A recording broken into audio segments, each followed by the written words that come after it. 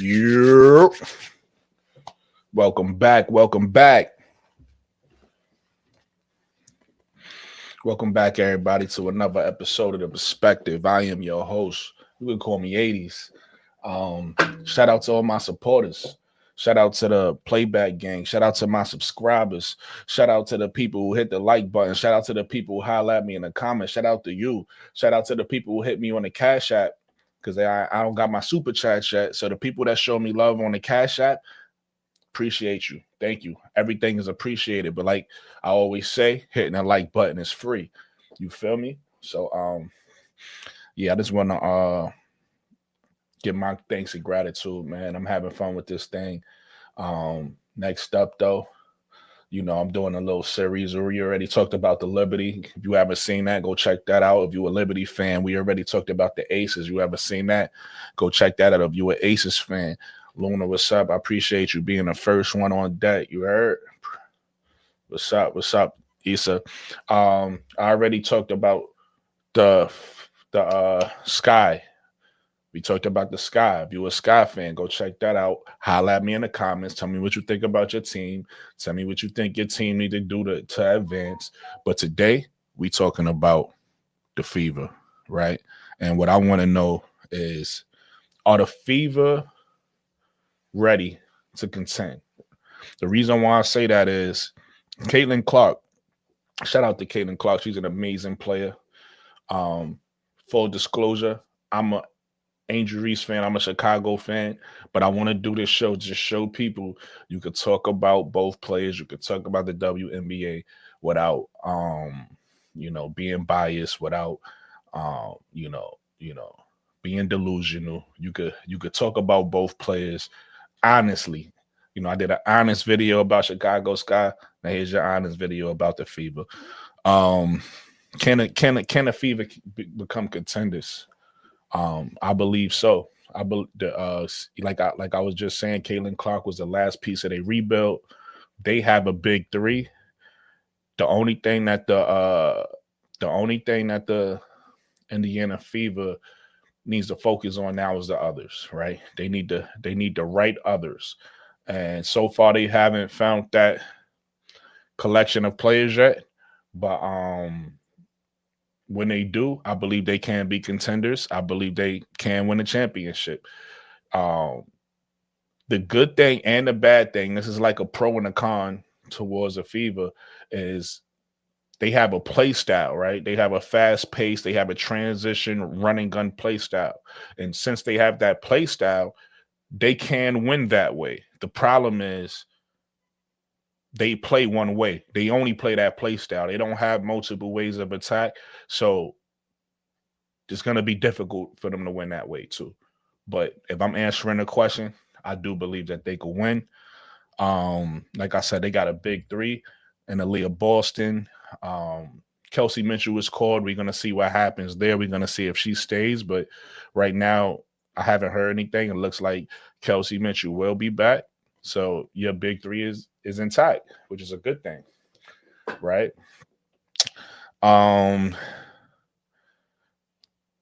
Another good thing about the big three and even the role players on Indiana is everybody knows they role. Everybody fits into a role. Nobody, you don't have two players trying to do the same thing, right? You got Caitlin Clark being your engine to your offense, right? She's initiating everything. You got Kelsey Mitchell being your killer in crunch time, knocking down threes throughout the game, but definitely being a killer in crunch time. And then you have Aaliyah Boston doing all the dirty work, right? Aaliyah's gonna defend for you. She's gonna rebound for you. She's gonna score for you, right? And she's gonna make all her teammates better. So that's a positive that the Fever have going for them if they want to be contenders, right? Everybody knows they role. We all know they just got an experienced coach. I think that's gonna put them over the top to be a stronger team next year. We'll see what she could pull out of that team with her experience, but they have all the ingredients for success, right? but they will have to improve. Like I said, they play style is running gun. It's an offensive heavy play style, but they're gonna have to improve their defense. They're gonna have to improve their defense. They're gonna have to not turn the ball over. I know, Caitlin Clark fans hate when you point out, her flaws, but that's a flaw. You can't blame all those turnovers on her teammates. You could blame some of them on her teammates. They fumble the ball, but as the playmaker, she has to know her personnel, right? She has to know who could catch what passes. She has to know which passes she should be risky on or what. So she got to take some blame for that. So, they got to improve defensively, and they got to try not to turn over the ball so much. Can't forget Lexi Hall, not only a great defender, but last year I didn't forget Lexi Hall. I said the others. Lexi Hall isn't part of the big three, but she definitely a part of that core. Lexi Hall is an amazing player. I feel like you guys got a really good team. In fact, let me pull up the roster because I don't want to botch nobody's name, because even that big I got in the middle of the season, she was pretty good too. Michael, but thank you for that comment, Mike. I appreciate you. Are you a Fever fan, Mike?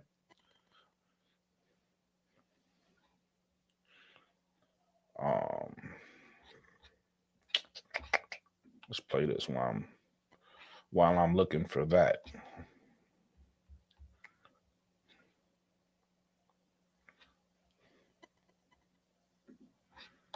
Shout out to you. You're not the Mike I know, right? You a different Mike because your name say Michael. So I'm not sure if you're the same Mike that I know or if you a new Mike. His name is Mike. You coming in here as Michael, so I'm assuming y'all different people. But you never know. You could have just decided to change your name. I think I already got it up. I don't even have to pull it up. I'll go here. Yep, and I go here. There we go. Now I need to see the roster. Team schedule team. Let's close out. Roster. Matter of fact, if I go to stats. Yeah, let's go to stats. There we go. Damaris Dantas is who I was talking about. I think the different Mike got you. Welcome, Mike. If this is your first time here, welcome. Who do you think the Fever will try to get in free agency? I'm gonna cover that in a second, Stone. Don't worry about it. Definitely gonna cover that in a second. Only weaknesses is Smith on the starting five. Got you. We're gonna cover that too. Definitely. But great points. Definitely great points y'all bringing up. But yeah, I feel like Damaris was a good pickup for you guys because she helped space the floor, and I feel like she made Caitlin Clark's job a little bit easier.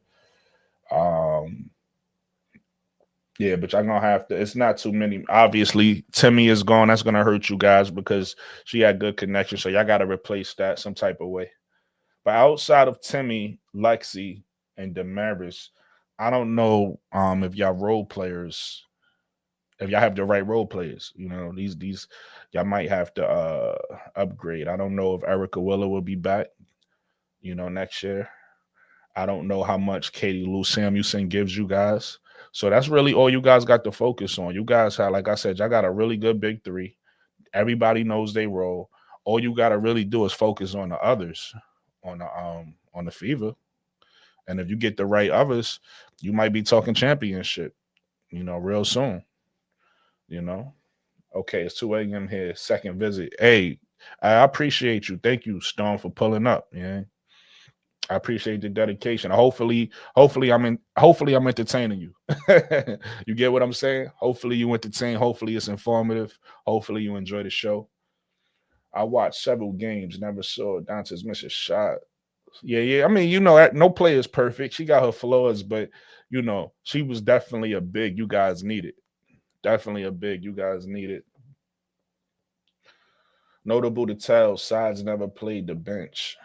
Okay, I didn't really pay attention. I know a lot of people killed Size. I feel like she was a better coach than people gave her credit for. No coach is perfect. Coaches make mistakes too.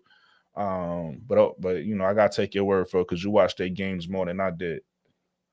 You watched their games more than I did. So yeah, let me jump right into the next topic. If y'all also let me drop the link, man. I like to talk to people. So even if you're a new person, if you want, especially if you're a Fever fan, come to the panel because I'd rather talk to you guys. This is your show. If you're a Fever fan, even if you're watching this in a playback, if you ain't make the live show, hit me in the comments. If you're a Fever fan, tell me what you think about your team. Tell me tell me uh why you think they gonna make the playoffs, right? Tell me why you think. Well, they should obviously make the playoffs, but tell me why you think they're gonna be contenders next year. I should say.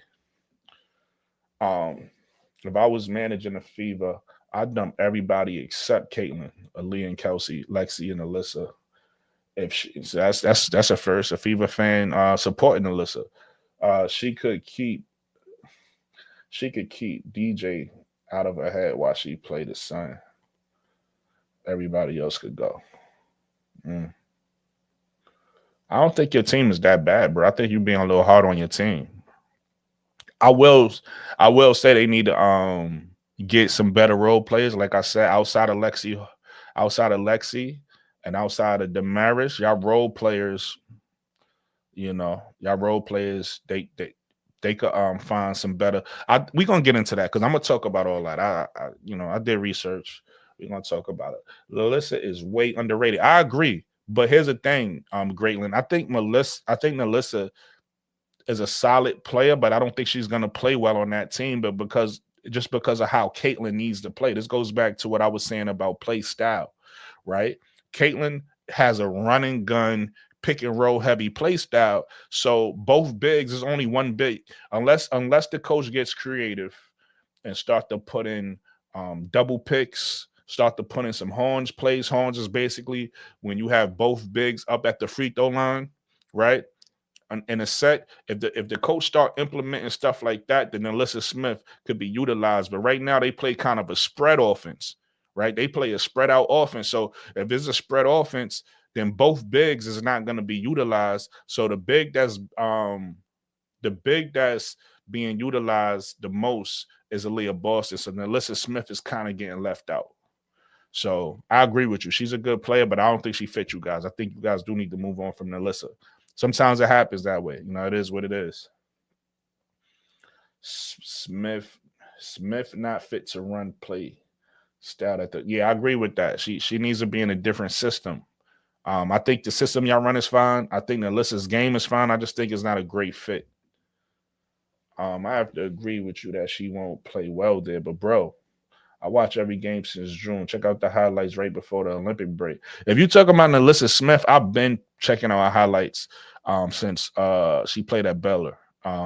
Good player. She a good player, bro. And I feel like, she hasn't even grown into the player she's gonna be at. I feel like, again, Caitlin Clark fans tend to focus on Caitlin Clark only and what happens with her. But because Caitlin Clark is so ball dominant and because she plays the way she plays, not everybody fits with her. So Caitlin Clark kind of stunted Nalyssa Smith growth, right? Because Nalyssa Smith was highly valued coming out of college, right? Number 2 pick, I believe. Correct me if I'm wrong in the comments. Number 2 pick, had an okay rookie season and was starting to progress a little bit her second season. And I think the third season was when Caitlin came and she just really didn't, she took a step back. So it is what it is. You know what I'm saying? This was almost always easy choice, and she was a layup queen. But again, I agree she deserves to be on the team. Gotta sue her. Yeah, it is what it is. It's not anybody's fault. It's just basketball. If you understand the way basketball is played, not every player fits every system. And right now, the Fever is running the system that benefits Caitlin, and that system doesn't benefit Nalyssa. So it is what it is. No. LOL. Side stunning her growth. I mean, whoever you want to say stunning her growth was stunted. And I don't think it was Sides because you can't really blame Sides because Sides was there before Caitlin, right? Caitlin came there with the same style she was playing since college, right? They play that same style at Iowa. So it's a style that suits Caitlin. That Caitlin, and you got to realize they actually changed it to that style kind of in the season because Caitlin wasn't successful early. So they kind of started to play a play style that, and I'm not blaming nobody. We just talking about the game and what happened. It is what it is. They are playing a play style that suits Caitlin, which is fine. That's what you're supposed to do. If Caitlin is your franchise player, that's your go-to. That's the player that the team wants to build around. It's smart. It's smart to run an offense that she's comfortable in. Well, that offense doesn't suit Nalyssa. So Nalyssa got to go. You got to choose one. You either going to run a different offense that suits Nalyssa, and maybe Caitlin isn't as happy, or you're going to run the offense that Caitlin want to run, and then Nalyssa got to go. It is what it is. It happens. It happens in basketball. Yeah, I know they had their issues, but again, I don't think their issues came from hating each other. I think their issues came from sides having to sacrifice something, and she chose Nalyssa, and Nalyssa ain't like that. Nalyssa like, why am I being a sacrificial lamb? So I think that's where it came from. I'm just going by what Nalyssa herself said. Listen, we both going by what she said. I'm not saying you lying. I'm just giving you a different perspective to look at it. Again, what I say about Caitlin Clark fans, some of them are able to talk the game in a non-biased way, and some of them got Caitlin Clark vision. They just see everything Caitlin Clark, she could do no wrong. And again, I'm not even blaming Caitlin Clark or saying she did something wrong, but it's a fact that the play style plays through Caitlin, right? The play style plays the way that's going to make her most successful, which is okay. There's nothing wrong with that. Many of teams played that way. The Phoenix Suns played that way through Steve Nash, right? They played a offense that benefited Steve Nash. So what they had to do was go out and find pieces that benefited the rest of the offense, which is what they did, and that's what the Fever got to do. Nalyssa Smith doesn't fit the offense that the Fever is trying to run. It's that simple. It's that simple. Not blaming Caitlin, not blaming Nalyssa, not blaming sides. It's just an offensive play style that suits Caitlin. And Kelsey Mitchell fits. Aaliyah Boston didn't really fit at first, but then she figured it out. Nalyssa Smith play style just don't fit. So y'all gotta move her. It is what it is. But I'll leave it there. I think you 90% on this one. That's cool. Thank you for giving me. Thank you for thinking I'm 90%. Caitlin, Katie Lou Samuelson needed to be used more because she don't fit with Caitlin. Katie Lou Samuelson needed to be used more. I don't really understand that sentence, Deval, but you already know. You got hit the panel and explain yourself. Always. Like I said, Grayling Clark fan, come to the panel, man. I want to hear your thoughts, man. Michael, if you're still in here, come to the panel. I want to hear your thoughts. And any Caitlin Clark fan that might be watching, pull up, man. Let's have a discussion. Let's talk about it. I'm realistic. No, listen, one thing y'all gonna know about me is I'm honest and realistic. I'm gonna tell you the truth. You know what I mean? It's up to you to like understand the basketball of it. I'm not up here to bash Caitlin. I'm not up here to bash the Fever. I'm not up here to bash anybody else. I'm up here to talk basketball, man. So if y'all want to talk basketball, pull up. It's that simple. Jean Gray, Clark's play style isn't good for winning when it matters most, only good for getting her stats. That's why she's never won at any level. Like Kevin Durant said, you can't win with those cats. That's a great point, Jean Gray. And here's why that's a great point. Caitlin Clark, I don't want to take anything away from Caitlin Clark. She's a young player, and we don't never know what she could do in the future. But if we talking about what she's done up to this point, you're absolutely right. I know a lot of people might not want to hear that, but she hasn't won anything. That's just a fact. You know, she hasn't won in college. In the pros, obviously, she's young, so nobody's judging her pro career just yet. But so far, she's have been a beast in the stats. That's where her accolades is at. That's where her greatness is at right now, is with stats. It hasn't really translated to winning yet. So that's up to Caitlin to show everybody. And that's why, listen, I'm waiting to see it. And that's what this show is about, is how can Caitlin become that champion that all of her fans want her to be. That's what this show is about. But I actually do agree with you, Jane Gray. Up until this point so far, she hasn't done anything but have great stats. So, you know, y'all like to compare to Jordan. That was the critique on Jordan early in his career, right? He was getting all these awards, MVPs or whatever. He didn't win. So everybody was like, can you win being a scoring champion? And he proved that he can. So it's up to Caitlin to prove to people that she could win with her style of play. It's that simple. One day, bro, I'll come through. You definitely one of the realest content creators for real. I appreciate that, bro. I'm just starting out. I don't even think I earned that title yet, but I'm gonna keep working till I earn that title. That's how real I am. You feel me? I feel like you gotta earn. I feel like you gotta earn things. You get what I'm saying? I don't come from the era where everybody get a trophy, so I don't think I deserve a trophy yet for anything. Not being the realest, not being in. I think right now I'm growing, I'm learning, and I'm working. So I think I need to still grow. Pause. I need to still work, and I need to still learn. It's that simple. But I appreciate that though. Without knowing too much about basketball, if it was soccer, you play to Lionel Messi strengths, not to one of your replacements. Now I agree. That's why again, I'm not saying that they did anything wrong. I'm just pointing out the facts. The facts is they playing through Caitlin as they should be. But doing that, you gotta move the pieces around her so everything fits. It's really that simple. Yes, CC dominates 99% of WNBA players and stats, but team wins are team wins and team losses are team losses. A bench warmer will get a ring. I compare her to Iverson, who also didn't win anything. She's not Iverson, not even close. But if we're gonna compare her to anybody on the male side, she gives me Steve Nash. She gives me Steve Nash with a little Damian Lillard for the deep shooting. A lot of people like to compare to Curry, but what people miss in Curry is his ball handling ability is elite. She don't have elite ball handling ability. She really got an average handle. Her handle is kind of basic. And when you look at Dame Lillard, same thing. Dame Lillard don't have a great handle. He got a basic handle. Again, that's not dissing her or a knock to her, because what people don't realize is most NBA players and most WNBA players don't have great handle. That's why people like Kyrie. That's why people on the women's side like Keomi McMillan. If some of y'all familiar with Keomi McMillan, Enrique, Kennedy Carter on the women's side, Jamal Crawford, those types of players on the men's side have elite handle. Everybody do not dribble the ball like that, and not everybody don't need to dribble the ball like that, because that's a special skill. That everybody don't have that skill. Caitlin Clark doesn't have that skill. Caitlin Clark has a very basic handle, right? She just know how to get open. She know how to get open, and she got to step back. She got what she's elite at is shooting. She got an elite shot.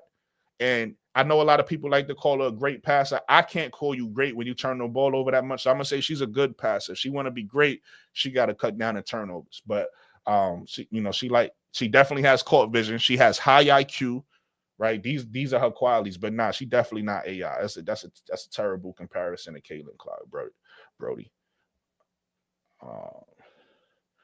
Duvall, what's up, my brother?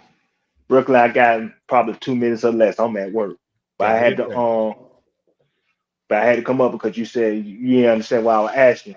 Right. Well, to answer your question, big picture, they one trade away. Me personally, what I would do is take that number 8 pick, go to the Lakers, not to the Lakers, but to the Sparks, and trade for Derrick Henry. I think she fit that system well. That Mm. Caitlin Clark fast break system. She could shoot outside. She could play the post. She know how to run the lanes. I think she'll fit that system No, probably she better than definitely Leah a fit. Boston, to be honest with you. Huh? Definitely a fit. It's good. It's a good. And so when I say Kate Lou Samuels, she's a good player, but she don't run like that.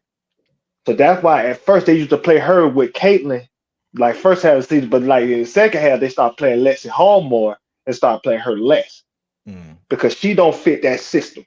Yeah. But she's a Smart. great shooter.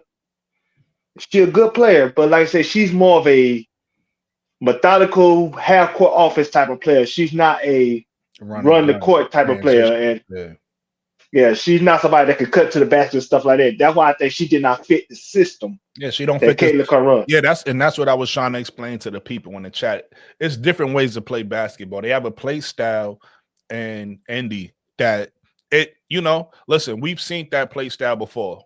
It's a play Yeah, style that could win you a lot of games. It's going to be a play style that's exciting.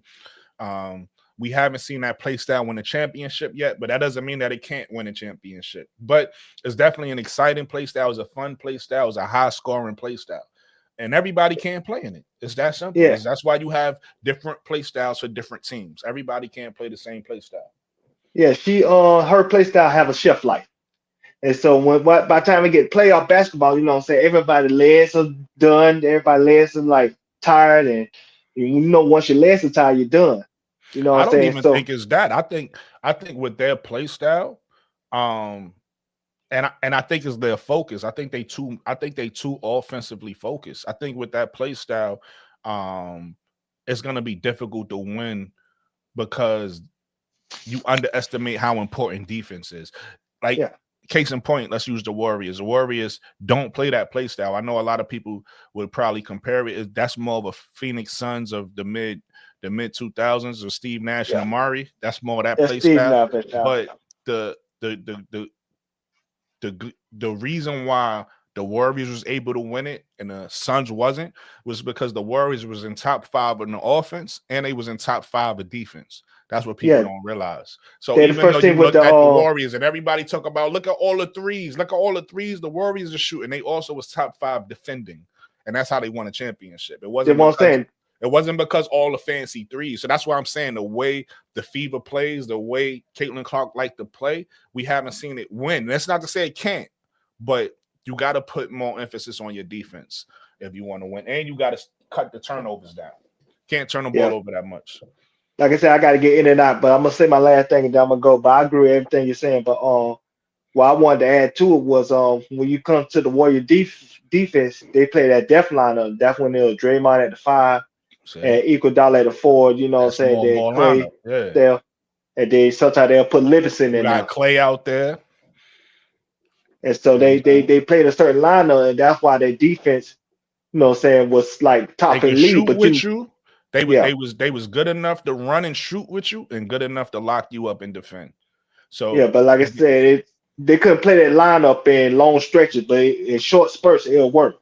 And yeah. so, like I said, big picture, like I said, I gotta get off because, like I said, I'm at work. Well, good. You already know. If you get off, you can always pause. If you get off, you always come back to the panel. You already know that. Yeah. I do that. But like I said, one last thing, big picture, for them to win in the playoffs, they're gonna have to like build around Leah Boston because they don't have to play half court.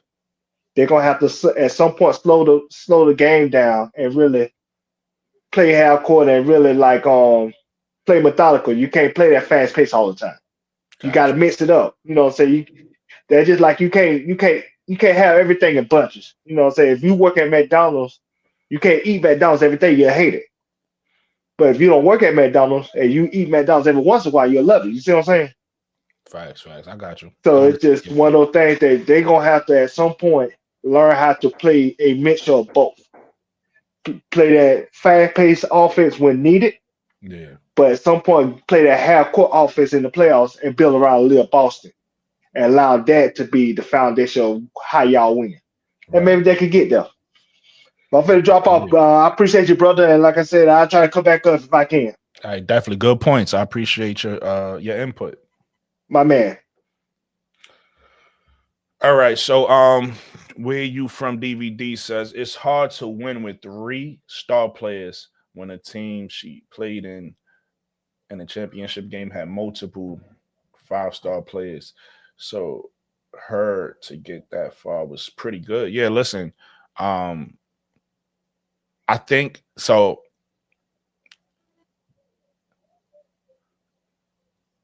I'm an honest guy.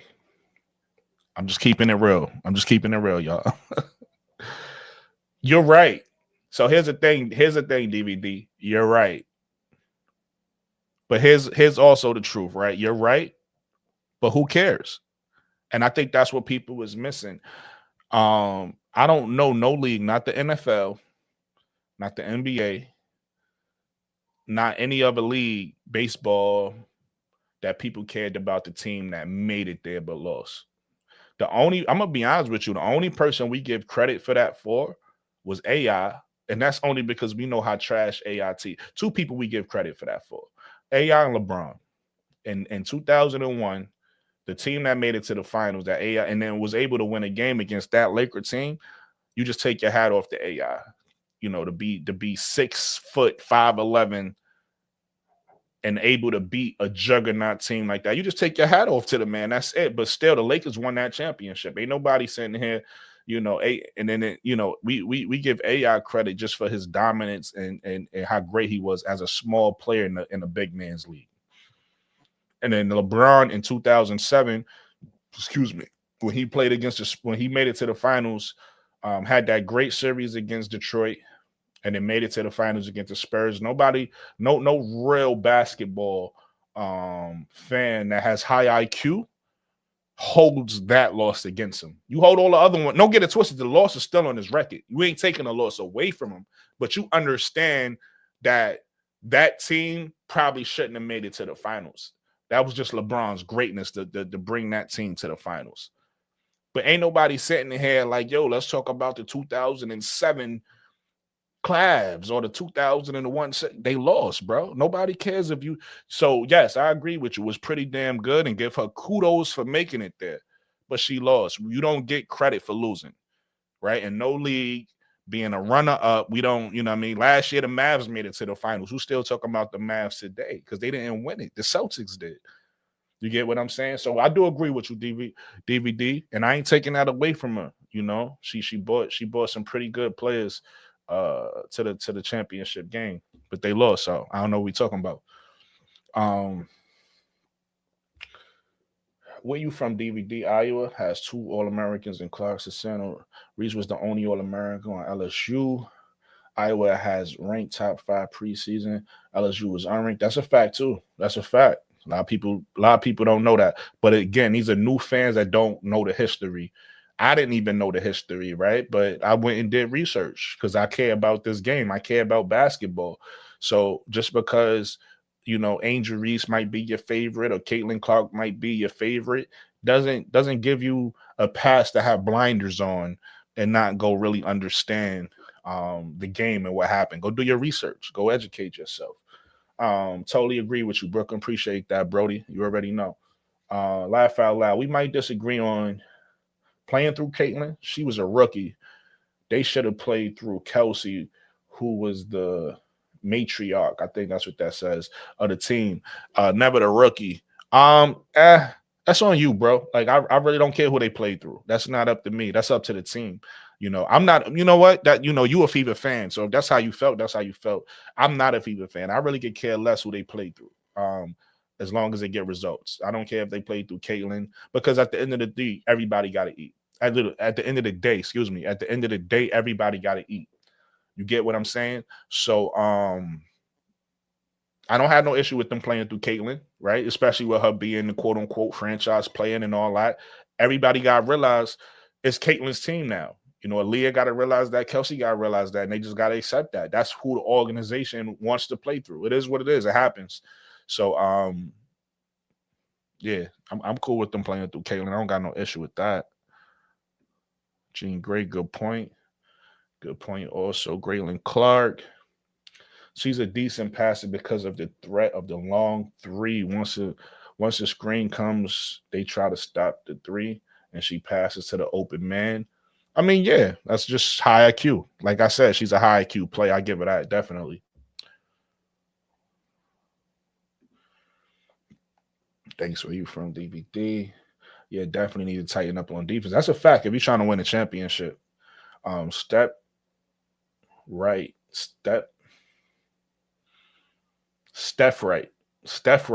has openly said in interviews need to be mid-table in defense, not 11.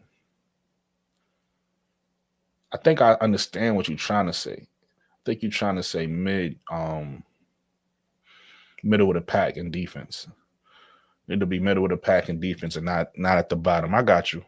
That's a fact. But I don't even think middle of the pack is good enough. I think if you want to win, you got to be one of the top defenses in the league. Please hit the like button, like WBB Universe says. I appreciate it. Thank you. Hit the like button, subscribe, talk to me in the comments, talk to me in the live chat. Come holler at me on the panel, or just watch me work. You know what I mean? Just sit back, relax, and watch me work. Whatever you want to do, it's all good with me. You know what I mean? Key says facts. Speak on it. Hey, ADP. What's up? What's up, ADP? Keith Porter spoke on that, mixing up the pace. I think they're working on that. They got to work on that this season too. You don't. Season 1 was season 1. The rookie season is over. It's time. It's time now, right? Caitlin Clark came into a ready built team. She don't have a team that's gonna wait years and years and years. Her team is ready built. It's time now. You feel me? Steph White, heard you.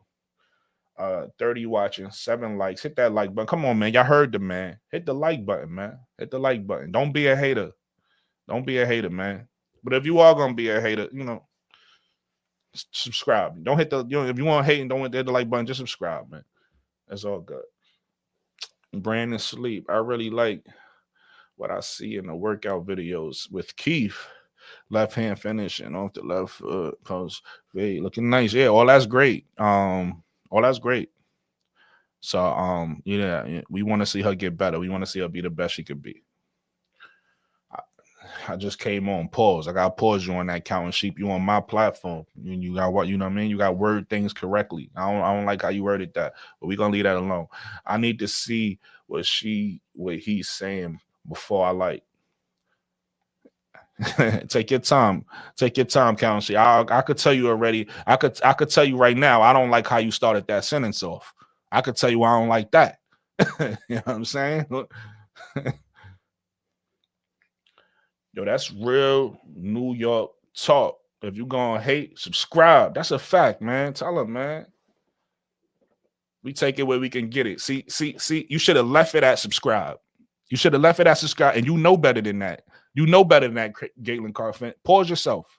I need you to pause yourself so I can post it on the screen, man. I don't know. I don't know what's gotten into you guys tonight, but y'all wilding. Y'all wilding tonight. All right, so we're gonna move on to topic number 2. And it's Caitlin Clark's next step, right? Again, she trying to win a championship. Right? I'm gonna drop the link in the. I think I dropped it already. I dropped it already. I ain't gonna drop it again.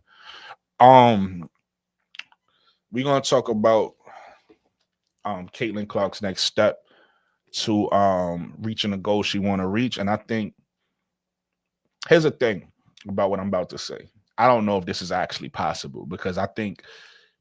All right, so I think Caitlin Clark, one of her next steps is to be a leader. I think she needs to exude leadership skills. I think Caitlin Clark is a terrible leader. The way she let her emotions get the best of her, the way she yells at a teammate, yells at a coach, and all that. You gotta. There's nothing wrong with having that fire, but you gotta know how to reel it in to bring the best out of your team. You can't just be being emotional and getting mad, yelling at people. I seen a play last season where Erica Willer went up for a layup or something. She hit the ground, fell. All of her teammates ran over to her. Caitlin Clark walked to the bench. That's terrible. That's crazy. I laughed when I saw that. I was like, wow, because Caitlin Clark, biggest supporter on the floor is Erica Willer. So when Erica Willer hit the floor, you go to the bench. That's crazy. So I need to see more leadership from her. With that said, I don't even know if this is possible because I don't think people could become leaders if it's not in you. So I think what the Fever might have to do is actually trade for a leader, a veteran presence that Caitlin respects that can be that leader. Because I don't know if she could develop into it. That's just my opinion. But if she can, that's what she needs to do. Also, I think she needs to cut down on the turnovers. We just talked about it. You could blame some of them on her teammates. You can't blame every turnover on her teammates. You can't blame everything on her teammates. She gotta be better. That's a part of leadership, right? I'm not a Fever fan. What are we doing here? That's a part of leadership, right? Next step. Then I'm out. Get used to the new team. Start breaking her own records because she broke everyone else's.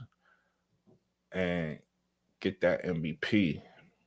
At least semifinals. That's what you feel like the next steps is? Heard you. I hope she accomplished everything you said, Brody.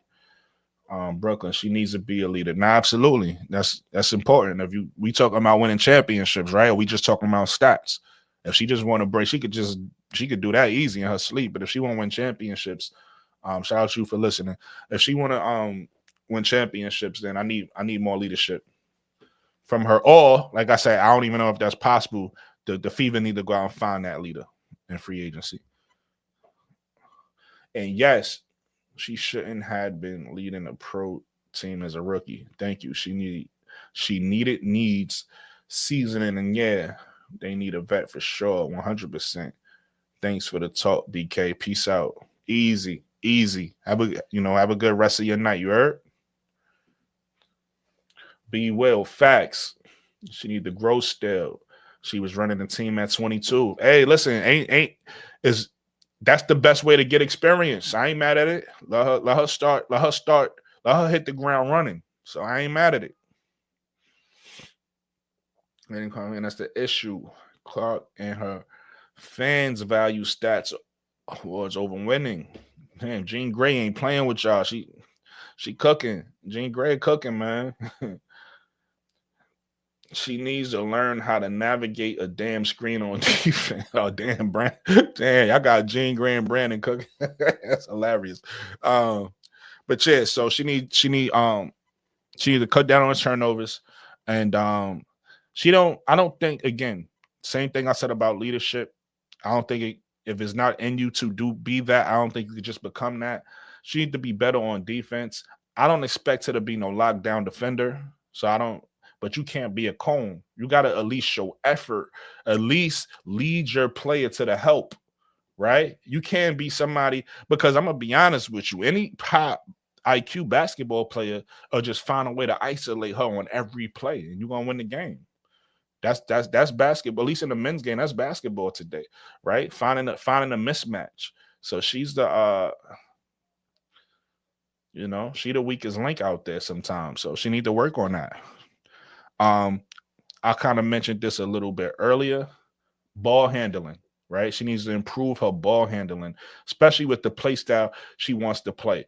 Now, if she was somebody if she was a point guard who just came up and set up the offense and didn't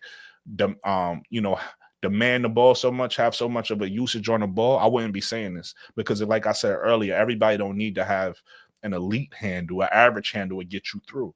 But Caitlin wants to be the focal point of the offense, and she wants the ball in her hands 90% of the time. So in that case, if you want to be that person, she needs to be a little bit better on the dribble than she is, right? Her handle's a little suspect. And then last but not least, I think her next step, Jean Grey kind of already hit it on the head when she said it, winning. She needs to actually win. You know what I mean? All this fancy deep shooting and, fancy passes and all that is, it's not really translating to nothing other than highlights. So she needs to start winning so she could get that off her back, get that monkey off her back. You feel me? Raylan Clark fan, problem is she not willing to be led. If you can't lead and won't follow, you're screwed. Oh man. The comments is going crazy. And I'm not a Caitlin Clark fan. I got no problem saying she can't defend though. She doesn't have to be Drew Holiday. I just want to see a little better decisions on defense. Yeah, I agree. Like I said, you just got to show effort. That's all. You got to show effort. You got to be willing to lead a player into the help. You don't have to be a lockdown defender, but you got to kind of try to contain the offense from in front of you so that they can't just blow past you, pause, and they can't they don't just look at you like a cone on defense. You know what I'm saying?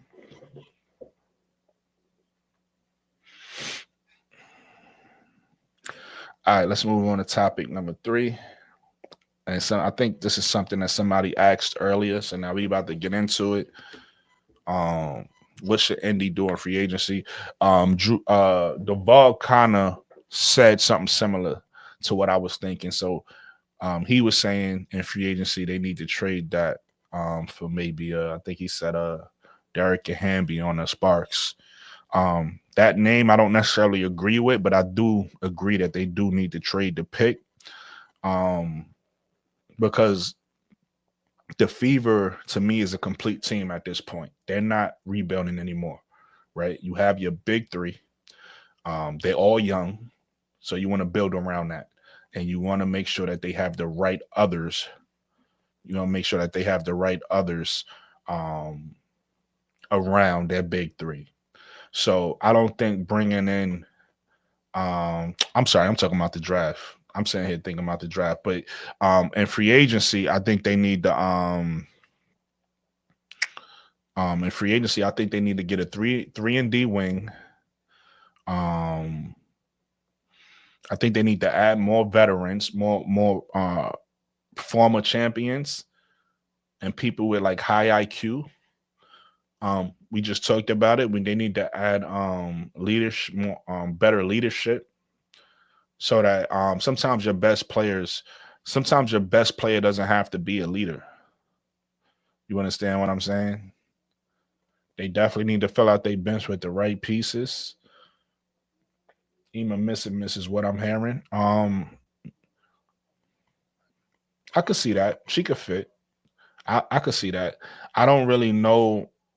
Um, so what I think they should do, I don't think they need another big like that. I think Aaliyah Boston is fine. I think they need to get somebody like another Kate Martin. They got Lexi Hall, right? 6 foot defensive hustle player, kind of like what Duval was saying earlier. If you remember, if anybody watched anyway, the way Caitlin used to play and in Iowa, they used to do a lot of backdoor cuts. They used to have cuts so you could find that pass. So I think they need a smaller play. I don't think they need an Emer Missiment per se, but she's a stretch big. She'll fit that team. They need to replace Nalyssa, get a four that plays a little faster. That's what I'm saying. That's actually, that's absolutely what I'm saying. Erica Willer was a good vet for CZ. Can't have her, CC, and Grace on the team, but I will hire Erica as a players coach. Heard you, Chris. Heard you. Thinking they want Murrow. I don't know. I mean, they could get Murrow. Murrow be a solid piece for them, but I think again at this stage in a growth pause, I don't think that a rookie makes sense for that team. I just don't. I just don't.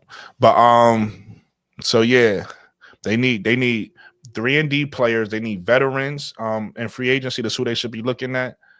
Um, they need high character, high IQ players. They need players that's willing to buy into a role, right? They need players that's willing to be a start in a role, right?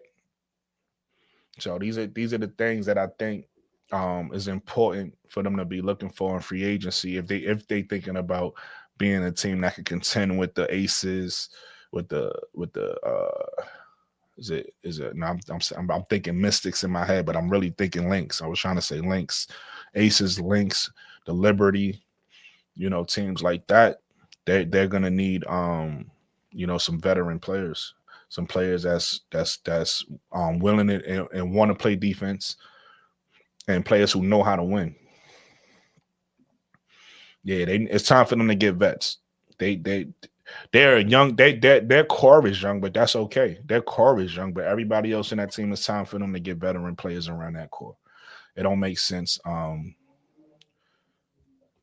Still going to get young players out the draft. It's hard to bring in anyone in free agency with the new CBA coming up because it's only going to be 1 year rentals for. That's a fact. That's a fact. But everybody gets faced with the same problem, though, Chris. You feel me? Everybody faced with the same problem. So everybody just got to get their 1 year rentals. The next year, you figure it out. You feel me? You feel me? He says, drop the link. No problem. No problem. Anybody want to come and talk to me? Come up and talk to me. Be my guest.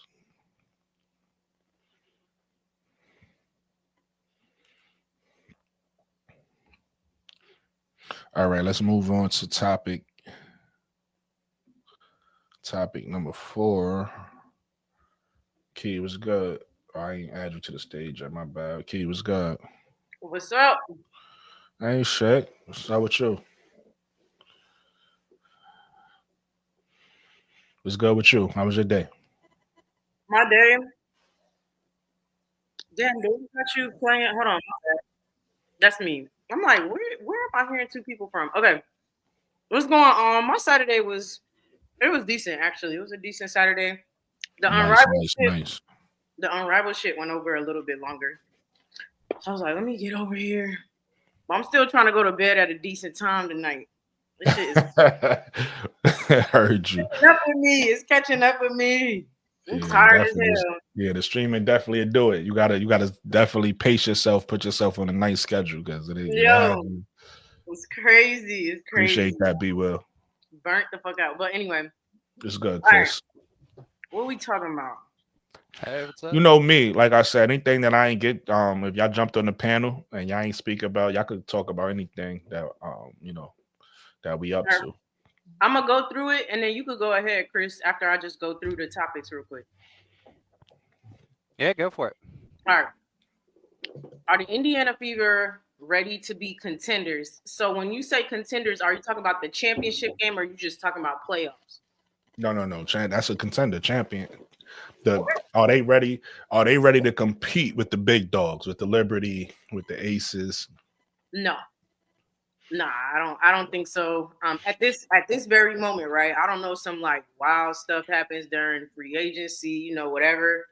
But I think at the moment they're not ready to contend, unfortunately. They're just like a couple steps behind, you know what I'm saying? And you can see it with Connecticut. And Connecticut isn't the fiercest team out there, you know what I'm saying? So so just so you know, this is post Connecticut, right? So I'm talking about everything that they dealt with, even Connecticut in season 1, 2025, right? Are they ready to take that next step? And the reason why I'm asking that, and I don't have no issue with your answer, by the way, just let you know, I have no problem with your answer. But the reason why I'm asking that is because they don't have a team that's rebuilding anymore, right? They got a complete big three, right? You got Caitlin Clark, you got Kelsey. If she stays, we'll see what happens with that. And you got Aaliyah Boston. That's a big three. That's a legitimate big. They're young, but that's a legitimate big three.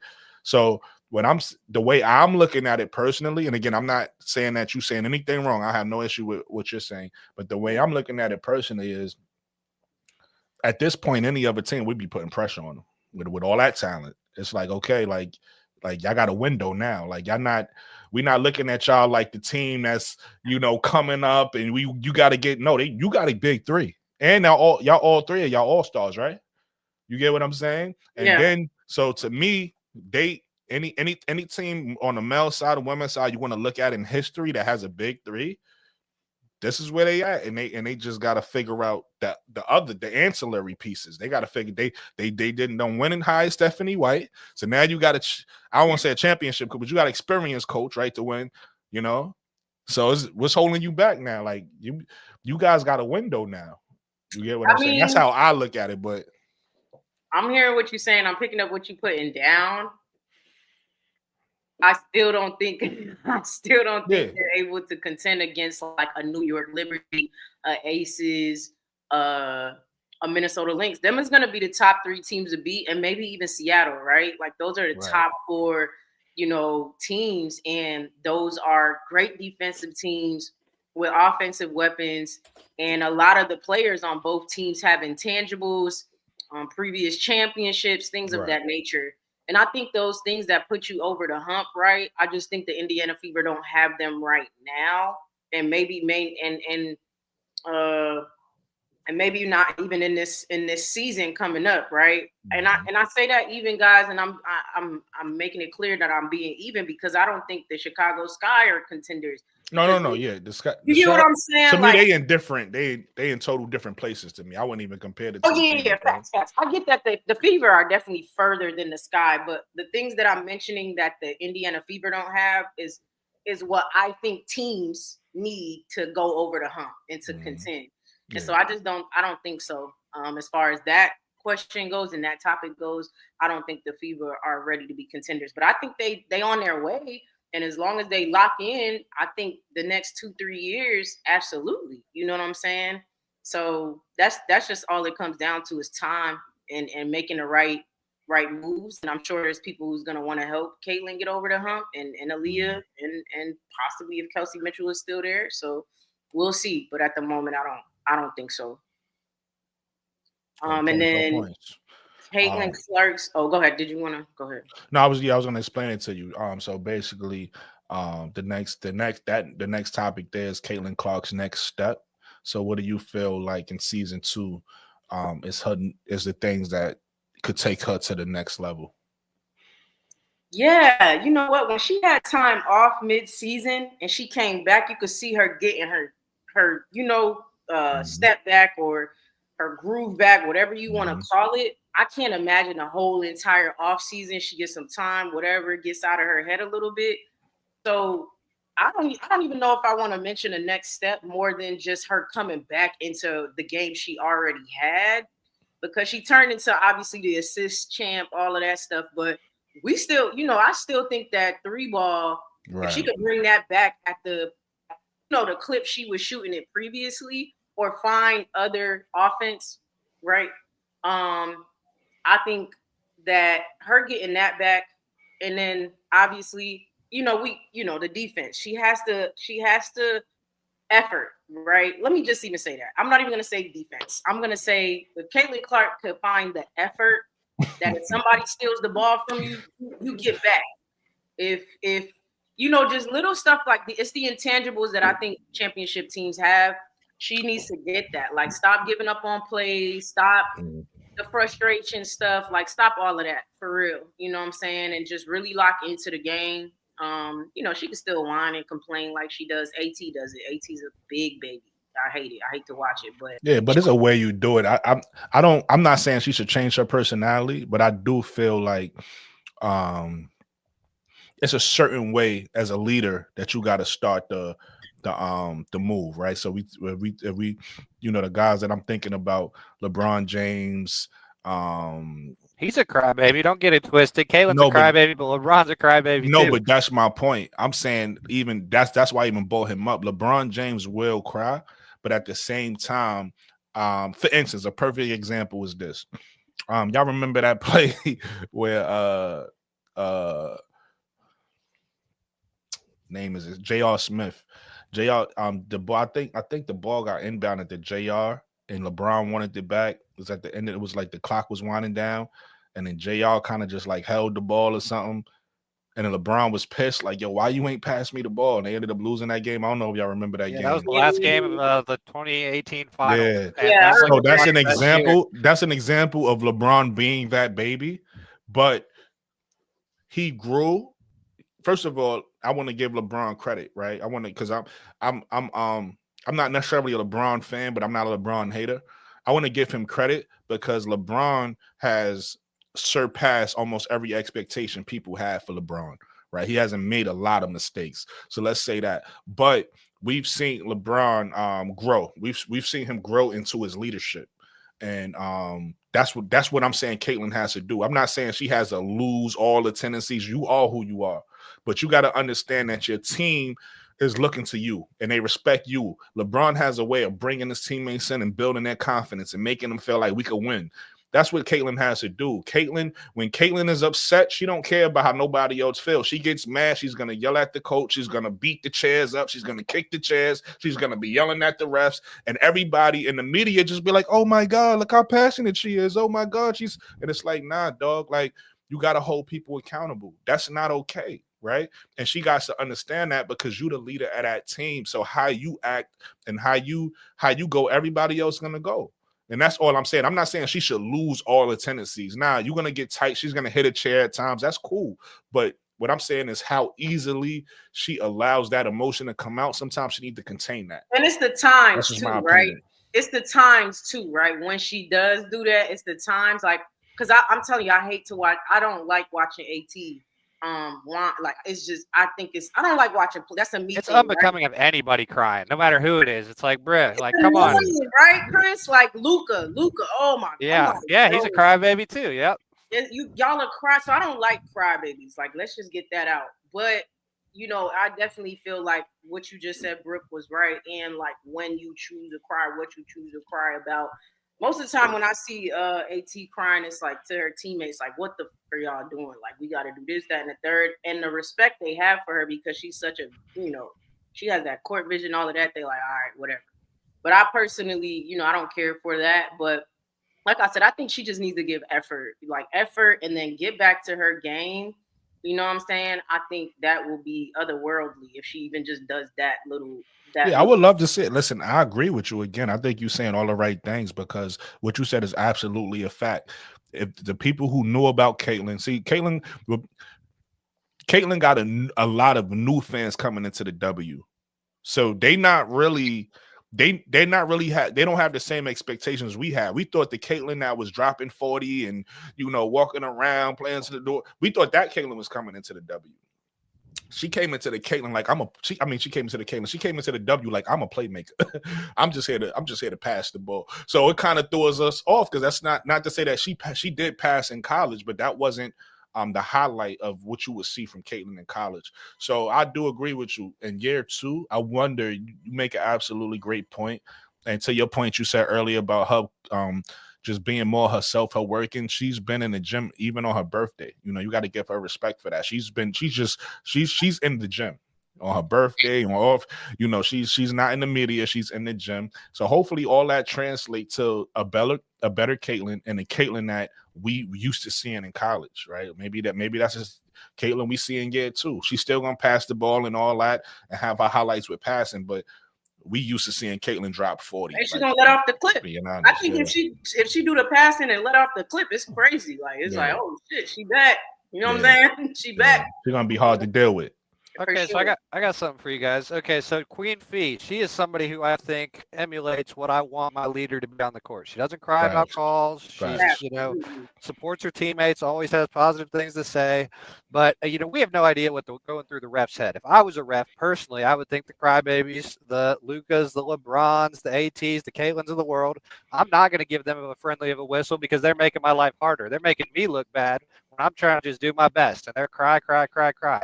But, that ref screwed Fee and the Lynx over at the end of the finals. And if you look on her Instagram, like right after, she had a few pictures of where she got brutally fouled and they didn't call shit.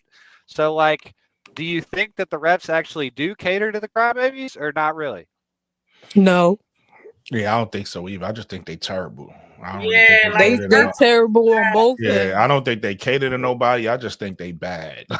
Okay, fair enough. Even today, I just seen the ref I'm watching a rival game. They talk key in the broadcast that she was on. They talked about it. It was a switch play. It was a switch play. Drew Lloyd came around with the ball, tripped and fell, and they called the foul on Angel. I was just like, where's the foul? But at this point, it's just like, all right. If nobody gonna do nothing about it, this is on TV. We all see this. If ain't nobody, it's like I can't get mad. I just gotta be like, all right. But yeah, these refs is terrible. I wish they would take the refs from the NCAA and just bring them to the W. Nah, that's a fact. They trash. Because I was saying, whole lot of them out, yo. Yo, Mika, I was saying that the other day. I was like, yo, in the WNBA, the refs seem trash, and even now in this new rival, they seem trash. But I don't get that. It seemed like NCAA, they let them play a little bit. Like it seemed like it's a little better. Like I don't know if I'm bugging with saying that, but it just seemed like the game is more smoother than NCAA. I don't know whether those refs are the same refs or different refs or not, but I know the game as far as NCAA, we got to see players play. And it's like now, it's like they calling ticky-tack fouls with anything. But then not only are they calling ticky-tack fouls with anything, then you also seeing them call, we talked about this other day, Mika, that they calling it differently on one side. On one side, they calling the game super tight. On the other side, they letting them play. Super tight letting them. It's like, yo, dog, pick a play style, dog. Like, but I want to add, they're trash on every level, everywhere, all the time. But I will say, Chris, whether you believe it or not, I do believe calls are made on certain things, on certain games. Because gambling and money, the refs got money on the game. Absolutely. So for me, the finals specifically, and not Mikachu, I'm sorry, Mikachu. The finals to Listen, I'm indifferent, but you know who I'm rooting for. I already know, but I'm just saying, I feel like it was a call from the top. I'm sorry. The reffing in that whole series was like mind-boggling, to be honest. So, and it honestly started in the Aces series. Now Unrivaled about to have me in the Aces, the Laces. It started in the Aces series to me. So I don't think crybabies get more calls, less whatever. I think it's even around all sides for the most part. But I do think some games a call comes in and it's just gonna go down the way, whatever call comes in says. That's just my opinion. Take with that what you I will. think there's some fact to that. I mean, I think at all levels there's a mandate to get every game to the final game of the series and force overtime in as many games as you can without being completely obvious to where the fans are calling you out on Twitter and whatever else. Yeah. What's going on, y'all? What up, Brooklyn? Hey, what up, Mike? But let me get this last one in, and I can let Chris go and do his rundown or whatever. What should Indiana do in free agency? I think I was walking out to walk my dog when you were saying it, but similar to what you said, like just more defensive players, to help them be a little bit more well-rounded to push them, to push them up over that. What you said, Nam? Did you? Nah, I was feeling that. I said, Oh, okay, yeah. Like to help them like round out as a team. You know what I'm saying? I think they need defense. They need defense. That's what's going to help you contend with those top teams. Those top teams are high in defense. You know what I'm saying? In ratings or whatever. So, I feel like you kind of got to get on the same level to kind of push them over the hump, and that's what they should go after. I can't remember what pick they are projected to get in the draft. Oh, they number 8. They number 8. Yeah. I'm trying to figure out who's gonna even be around that area. They probably get, I think, Morrow or Sivka. I don't think Morrow or a Matty falls Westfeld. I don't think Morrow falls that far. But that's too much for Maddie. They got Maddie in many mock drafts going the second round. She's good. She got skill, but her feet are too slow. Like she'll get cooked on defense. And in my opinion, if the Fever want to be good, Caitlin Clark needs to be your worst defender. You can't. Nalyssa Smith is hurting them bad because she can't stretch the floor and they're double teaming off of her. So the only person that can defend out there is Aaliyah Boston. Yeah, Aaliyah, like she's pretty solid. She's not gonna lock down, but let me hold on. Just so I'm clear, Mike. You are a Fever fan, right? No, I'm a Sky fan. You a Sky fan? Okay. Yeah, but I watched like 15 Fever games the second half of the season. I didn't watch none of the first half. Now I only ask because when I do shows like this, I like when I have fans of the team up. So I thought you was a Fever fan. That's why I asked. I'm trying to get Fever fans to join. Oh, you a Fever fan, Chris? Yeah. I bet. So I just want to let the people know, like, so if somebody watching this on the playback, they know, like, they have a fan of theirs on the panel that, they're speaking for their team or whatever. So Chris, everybody that might watch this on the playback is a Fever fan. But I'm very fair to all teams. I'm not one of those people who's super biased and just going to be like, oh, they're the greatest ever just because I like them. Right. But I got respect for all the teams. But I watched a decent amount of Fever games just to see how Clark would finish off the second half of the season.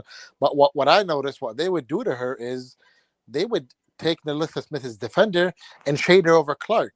So that halts the offense big time. So they either got to find somebody who can hit a 3 at that 4 spot, which is not easily findable, or they need to find somebody who knows how to. Now it is. So when you play. To your credit, Mike, I agree with you, but I'm saying it is because typically when you play the style that they playing, you find a small forward that has 3-4 skills, right? That's what the Phoenix Suns did with Sean Marion, right? They play him at the 4. So again, when I look at somebody like a Kate Martin, the way she plays, even though she's 6 foot, she could play the 4 to me in this lineup. Yeah, but she's not 6 foot, Brooklyn. She's 5'11". Nah, she's 6 foot. I thought I seen her like. No, she's 6 foot. Go ahead. I was gonna say let me finish my little run, and then y'all can do y'all big one. But what should Indiana do in free agency? Like I said, I feel like they need more defense and stuff like that. And then I'm gonna go back to the intangible stuff. I think, but I don't think Stephanie's gonna do this because I feel like she let AT kind of do her thing, but I don't know if that was just out of respect for AT because obviously AT garnered that. But I do think that Stephanie White is gonna have to rein a lot of things in. You know what I'm saying? Especially if you want Kelsey Mitchell to stay, etc. I feel like like just as far as you could tell, like Caitlyn did not respect sides. You know what I'm saying? You could tell. You know what I'm saying? Like all of that. And so I just feel like just showing, she's the top dog, you know what I'm saying, what she says goes, and get them to really buy into what she's doing there. I think that type of stuff is important to bring you to contend. And I definitely think they couldn't do that with sides. So I'm not saying she was a terrible coach or nothing, but I think she lost the team. You know what I'm saying? And I know everybody likes to talk about all the other teams that have lost, coaches and all of that, but I do think that sides lost the team. So I think Stephanie White, could really bring everything back together, and get a few key pieces in free agency, and through the draft as far as defense. I think you specifically go for defense and the 3-ball. And I think they could really be like get to the second to the semifinals or whatever. I think they could definitely do that next year if they fix just those couple of things. Facts. Yo, Aussie, if you're a Fever fan, join the panel so so we could discuss what you think needs to happen with your team. You know what I mean? Hey, what's the young lady's name that was just talking? That's Key. Key? Yeah. Well, she was nice with it. I'm not as nice. In my opinion, Sage was the worst coach to ever enter that league. Damn, that's a tall order. That's a bomb. That's not even a shot. That's a whole bomb. For real. I'm gonna tell you what I respect, and I ain't disagreeing with you, Mike. I want you to finish your point, but I'm gonna tell you because a lot of people be kicking these coaches, and I just feel like it's unnecessary. But look at her squad, though. Even Coach Nolan right now on the Roses. I'm not saying she's great, but a lot of people be ready to kill the coach, right? With Christy Size, what I respect about her. And nobody's giving her credit for this the whole season. Even when they were struggling in the beginning of the season, she had a defensive mind. She kept saying, "Yo, we need to work on our defense. We need to show up our defense." And she was doing things in practice to make them get better, and they did. They got better. Nobody gives her credit for that, but she makes a rotational move that you don't agree with or whatever the case may be. And nobody's perfect, right? She might have made a mistake at a coach, and everybody want to kick her, but don't nobody look at the things she did well. So again, I'm not sitting here saying she was an amazing coach, but it is things she did. It's definitely things she did that I respect. And nobody never say that about it. I'm like, worst is crazy, Mike. I think worst is kind of too far. Even like specifics, like there was an interview where she was like, "I can't teach effort." She was talking about right, and they weren't trying. So hold on. Let me explain what I mean. Worst, I'm talking about this past season, right? I don't know the history of the league to comment on the history, and here's why I formulated that opinion, right? So Brooklyn, you brought it up, defensive specialist, right? But go look at their defensive rotations. They were still lost going to the playoff. I'm not talking about on ball. I'm talking about rotations. People were in the wrong spots. That should be a good coach has that fixed in 1 to 2 weeks off a film session. But look at the beginning of the year to the end of the year. At the beginning of the year, Caitlyn couldn't guard a pine cone, she couldn't at the end of the year. She wasn't a great defender, but she was a much better team defender, way better than at the start of the year. No, what do you mean? She still was on. So the blueprint for the Fever was simple in terms of their defense. All right, Aussie. Whenever you're ready, Aussie, pull up. Run an off-ball screen and cut in. You're gonna get a layup. That was not fixed even in the end of the season. On top of that, they literally had zero offense besides in the half court set.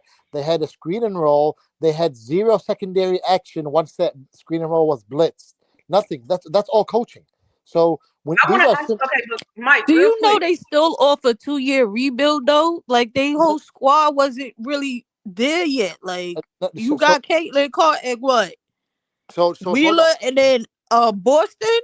Come on. No, guys. I understand. I'm not judging. Wait, Mike, real quick. Let me insert this real quick and answer me this. And I'm asking genuinely, sure. Was that Chrissy Size fault or and I hate stuff like this because I don't want it to sound like I'm trying to blame everything on Caitlyn.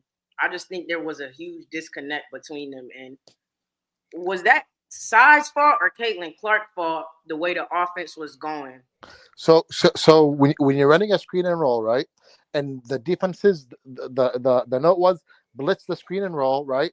Force the short roll, but there was never anything happening on the weak side. That's coaching. What could you also do? players, you got to know how to cut. You're a WNBA That I was player. about to say that. Free I want to throwing get his point off, but you got to realize what if Key just hit the nail on the head. I think it was Key who said it. I can't teach effort. So you listen, put it to you like this. I've seen even on the Sky, right? That's my team, right? I seen Teaspoon coach up certain things. And then I heard Lindsay Allen go in a pros game. Lindsay Allen, who's a professional, right? She's a professional through and through. Go in a post game press conference and say, we practiced this and we implemented this, and I don't know what happened on the floor. Ain't nobody do nothing. So it's like you keep sitting there saying it's coaching, Mike, and I want to disagree with you. I don't want to take all of the blame off Christy Size. That's not what I'm doing. I'm saying she deserves some blame, but to say that she deserves all the blame, I think is crazy. No. Of course, I never said all the blame. You said she's the worst coach, and you ain't say. Hold on, you said she's the worst coach, and you ain't put no blame on the players yet.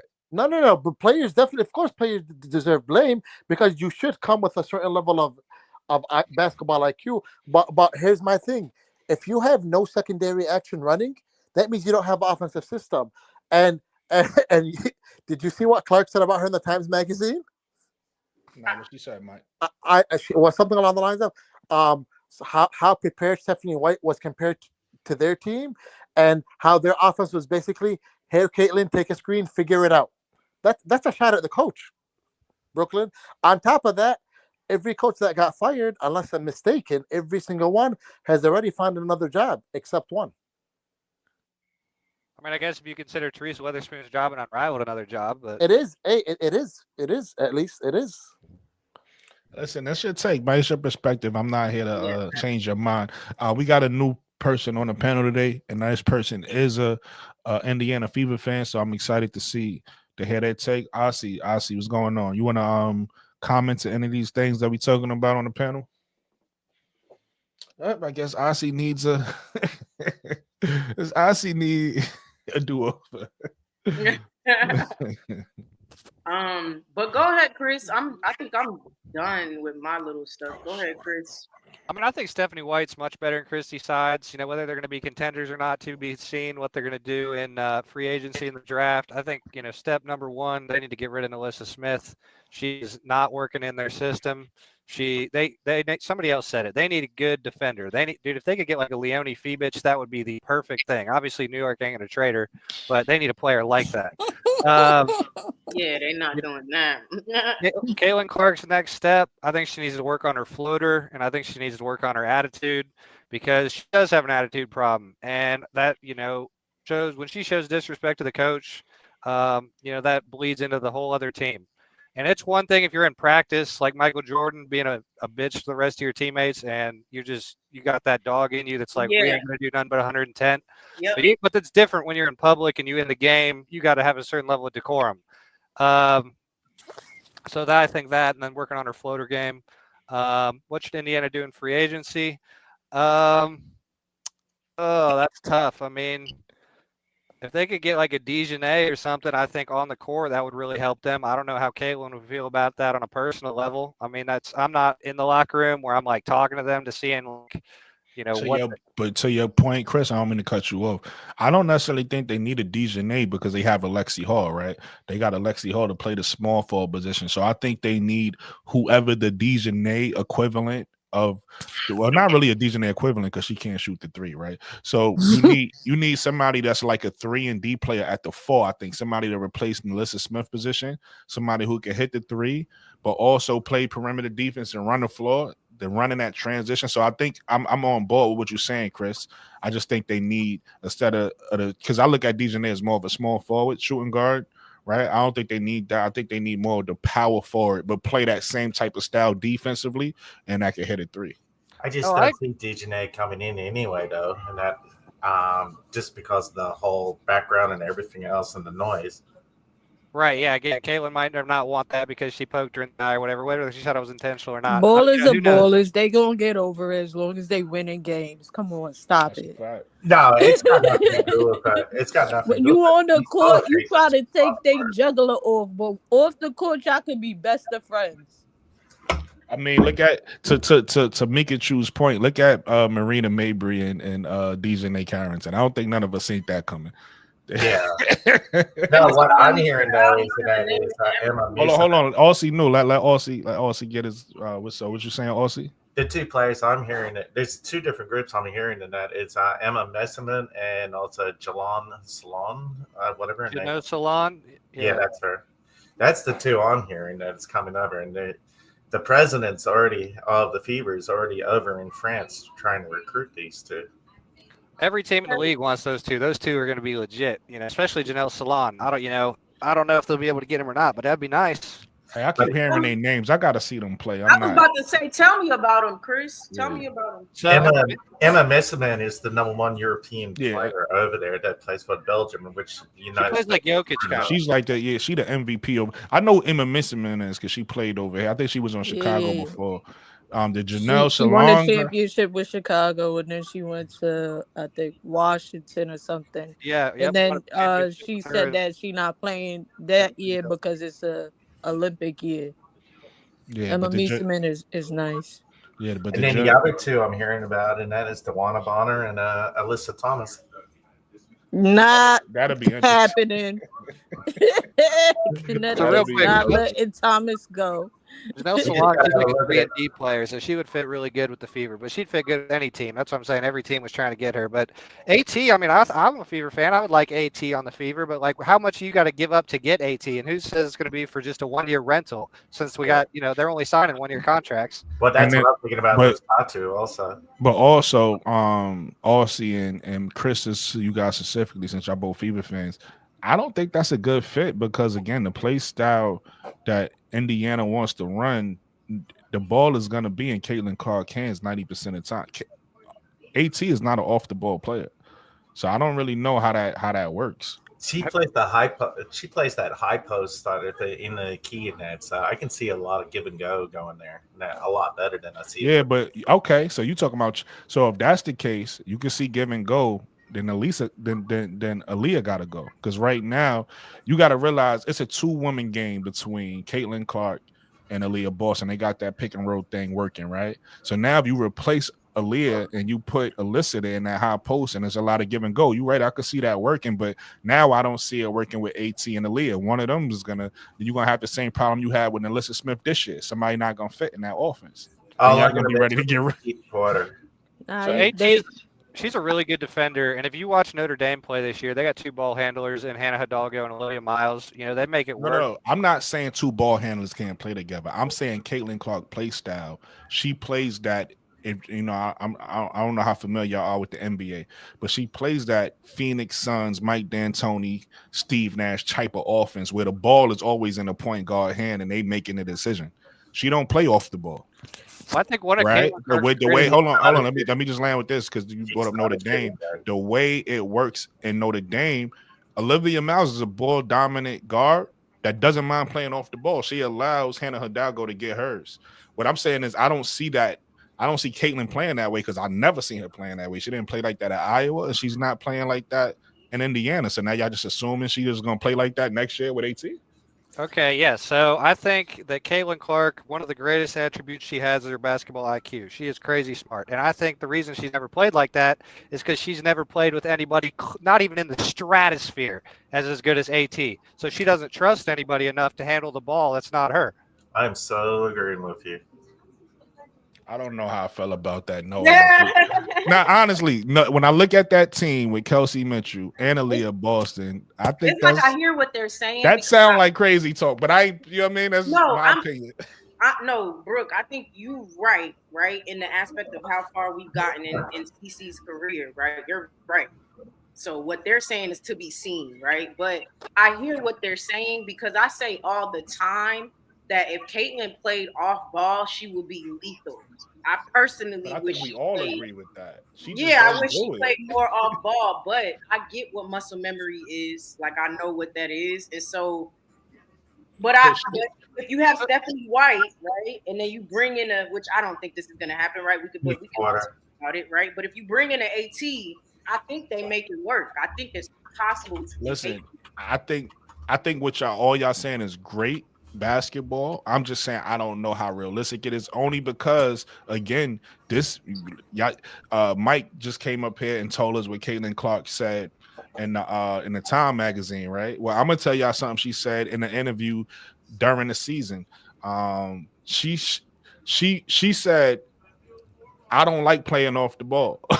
She said, I'm almost uncomfortable playing off the ball. I feel more comfortable on the ball. She said, even shooting. She said she's been playing this way so long, she feels uncomfortable. So again, I'm not saying that can't change. I'm saying from what we've seen and how she likes to play, they will have to play a different play style. And I don't see that, because even when and again, this is why I disagree with Mike a little bit. Even when the season first started with Connecticut, not with Connecticut, with Indiana, they wasn't playing this play style. Caitlin, Chrissy Sides was trying to play more of a ball movement play style, have her off the ball. It wasn't working. She wasn't happy. They went to this play style to make Caitlin happy. Now y'all sitting there saying she's gonna do it next year. I'm like, what? Yo, that's why I'm so glad you said that. Mike said, I'm like you blaming Chrissy Sides for stuff that like the players are just doing their own adjusted thing to her sometimes team. She likes transition. That's what Caitlin likes. She don't like setting up an offense. She was running that way in college. She's running gun. Like that's what she liked for the most part. Yeah, this is how Caitlin wants to agree on that. And she is a running gun player. But look, but also, and I'm gonna land with this, is I want to hit all y'all points. This is how Caitlin, this is what I'm saying. What y'all saying, I don't think is wrong, because now I'm gonna be honest with you. If Caitlin does what y'all saying, she's really deadly now, because now we start now that Steph Curry comparison that I don't think really fits her. I think that people just say that for the shock value because it sounds good. Now you can start comparing her to Curry, because if you look at the way Curry plays in Golden State, he plays off the ball. That's what makes him so dangerous. He's coming off of screens, he's catching and shooting. I think so if she does that, she will be deadly. I don't want to play that way. She wants to play more like Steve Nash did. Whereas I got the ball, we doing pick and rolls, and I'm gonna hit you with the pass, and I'm gonna come down, I'm gonna do the reverse. Like, this is what she wants to do. So that's what I'm saying. I'm just basing it off of her play style. But everything y'all saying, I think that'd be a deadly offensive. Now I don't think Aaliyah Boston fits. I think they would have to figure that out. But if Alyssa Thomas do go there, I think that'd be a nice offense. Have the ball in Alyssa Thomas' hands, have her coming off screens. I think that'd be deadly. I do think you're right. When I said not in the same stratosphere, I was talking about like ball handler. You know, I do think Aaliyah and Kelsey Mitchell are in the stratosphere. I don't think they're as good. But Caitlin wants to play the way she is better than them. Let's be clear. Oh, she is. She's borderline, if not MVP level player. They're not. So you was right in that. I was just saying with the whole handling the ball thing. And I'm gonna let you go. I'm gonna land my plane with this, Chris. With the whole handling the ball thing, I think those other players, like she's playing with other all-stars. She's not like the only all-star on her team. She's playing with other all-stars that can handle the ball. So that's where I disagree there. But if we talking about better players, Alyssa Thomas is a notch above Kelsey and Aaliyah, obviously. So if you look at her past, the reason she became the all-time leading scorer in college, the reason she was a first-team All-W player this year, the reason she's as popular as she is because she plays the way she does, and she realizes that. And that's a proven effect. The Caitlin Clark effect is proven the way she plays. And I think that she realizes that, and that's why she, is reinforced. This is how I want to play. I want to run and gun. I want to always have the ball in my hands because I know how to shoot. I know how to make good decisions with the ball. But I think as she gets older, she'll realize that that's not necessarily the best formula to win all the time. In some games it is, but you got to adjust from game to game. You sort of right on that, but there is some things that remember Iowa Hawkeyes only had one 5-star player and one 4-star player in the last 2 years. They didn't have any Albert players. They were all 2s and 3s. Yeah, but I'm not judging the Hawkeyes. I was talking about the Fever. What she did, the way she played in Iowa is how she played in Iowa. I was talking about on the Fever. So basically, what I was saying, Aussie, is she played that way and won in Iowa. So it's like that's success, right? You had success at Iowa. You didn't win a championship, but you had success, right? And then you came to the league. You start to play a different way, and now you're uncomfortable because you're not having the success. 2. Again, and it's not a knock. This is just me being honest. Caitlin Clark is used to, maybe she don't get the championship all the time, but she's used to having the points. She's used to having the assists. The way you do that is having the ball in your hands. It's not by having the ball out of your hands. So she's used to playing a certain type of way where she dictates a lot of the offense. She's not used to playing a way where it's more of a team offense and it's spread out. Now you come, she's not used to that. She's used to having the ball in her hands. She get to dictate how many assists she get, dictate how many, because you making all of the decisions. And not only that, you had success doing it that way. You've won a lot of games doing it that way. So you're comfortable. So one of two things that have to happen.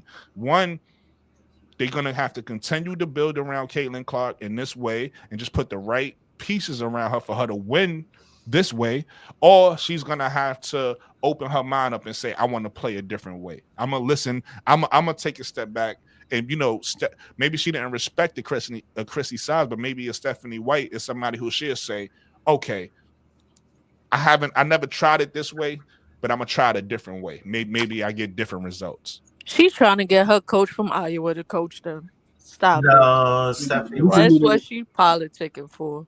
Lisa Bluder's retired. Yeah, I don't think so. I actually don't think that. So I heard a couple rumors that's what she was trying to do. I mean, not like that's what they were saying. They heard her say it word for word, but no, they were saying that last year because the coach came to the coach retired, and the coach came to a couple games in Indy, so that became the rumor.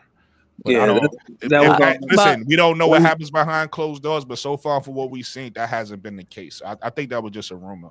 But what I think a player like Caitlin Clark would do, coaching wise, would it be somebody that's like a high caliber coach to come there, and then she'll like try to change her game. But as far as right now, she's not changing her game. They don't get much higher caliber in the W than Stephanie White. Yeah, she got it. She got Stephanie White. So we'll see. How many championships has Stephanie White won? That's a fact. That's true. But we'll see what happens. But for me, like all this Clark excusing is killing me. Like, and it's funny, Brooklyn. As soon as I came up here, that's when you went on your soliloquy and you said everything that I came up here to say. So repeat it, brother. Don't let me come in. You say it better. Say it better than I did. No, I couldn't say it better than you did because you said it so clearly, man. It's just like why do you all want us to believe that she's all of a sudden going to do something that she showed that she wasn't willing to do last year? I got a question for you all. Have you guys watched her training with Keith Porter at all? I don't care about that. Yes, I have. And hold on, not to cut you off, I want you to finish to answer your question. Honestly, I have, and I'm excited. I said this already in a few lives ago. A league with a better Caitlin Clark and a better Angel Reese is a better league for everybody. So I want them both to get the tutelage and training they need. I like the training that she's doing. I didn't know the guy's name. Thank you for telling me his name. But I like the training that she's doing, and hopefully it translates. But that training is on her individual skills. We having a conversation more about team play, right? And how their play style. But yeah, I have seen it, and shout out to her for working on her game. And I even gave her credit on this live. Like I said, this whole off season, most of the stuff I've seen about her has been her in the gym, right? She did the Time magazine thing. She hung out with Taylor Swift and all that. But most of her, and a shout out to the Indiana Fever media team. I'm giving them credit too because I like the way they doing things. They showing Aaliyah Boston working out. They showing Caitlin Clark working out. They keeping videos of her assist because, like I said, everybody didn't watch last season. We assume that everybody just because of how big last season was and how much how popular Angel Reese and Caitlin Clark is. We assume everybody know what happened last season. Everybody ain't watch. So the stuff that the Indiana Fever doing now, as far as putting out these videos of her assists and everything she did, her scoring, her shooting threes, that's big. That's big for the viewership of the game. So shout out to Caitlin Clark for being in the gym, even on her birthday. I'm giving her credit. But Caitlin always been a workhorse. She always like that. That's her style. She like when the season was over, she was in the gym with her pops because her pops was her trainer at first in college. Yep. And she stayed off social media. I'm like, yo, I'm just focused on being the best player I can be. I'm trying to be up there in the stratosphere of freaking Maya Moore. So Exactly. that's always been her swag. So I'm not.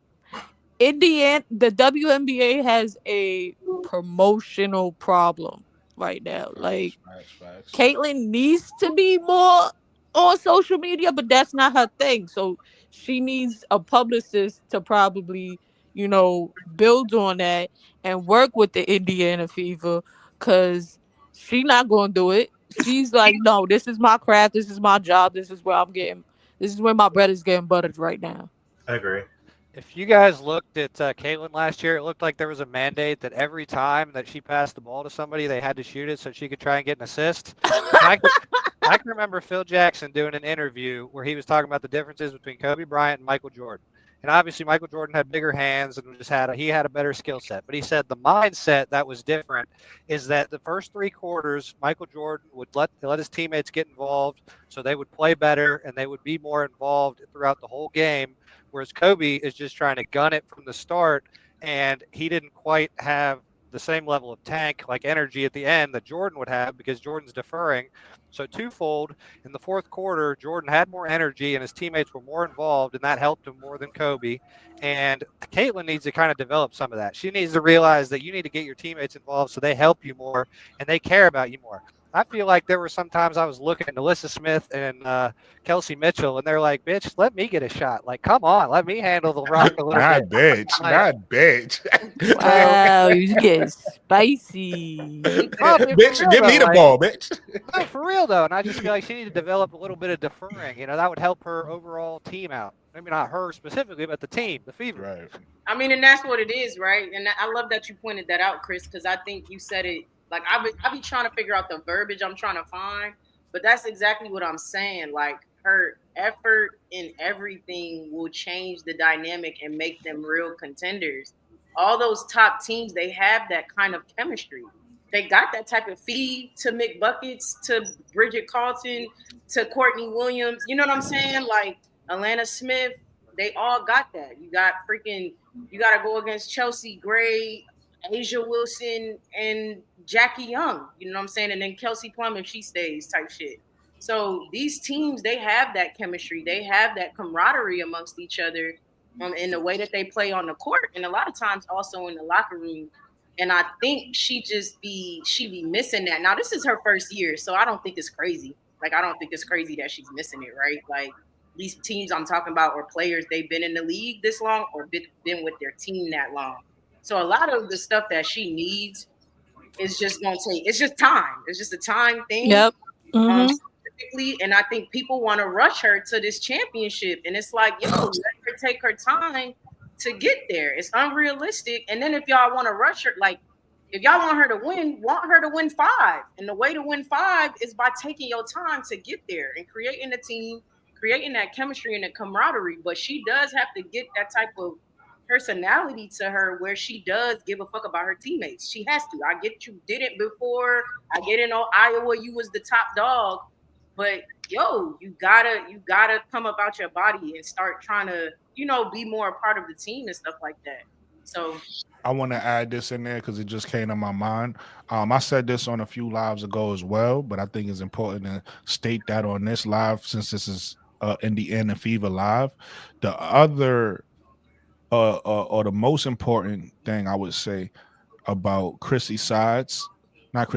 Stephanie White becoming Caitlin's coach is because the most difficult defense Caitlin dealt with last year was Stephanie White's defense. So now Stephanie White get to tell her, oh, when we did this to you, all you had to do was this, and all you should have did was that. So now she getting the tools to the most difficult her most difficult task last year. She getting the answers to the test. She getting the cheat sheet.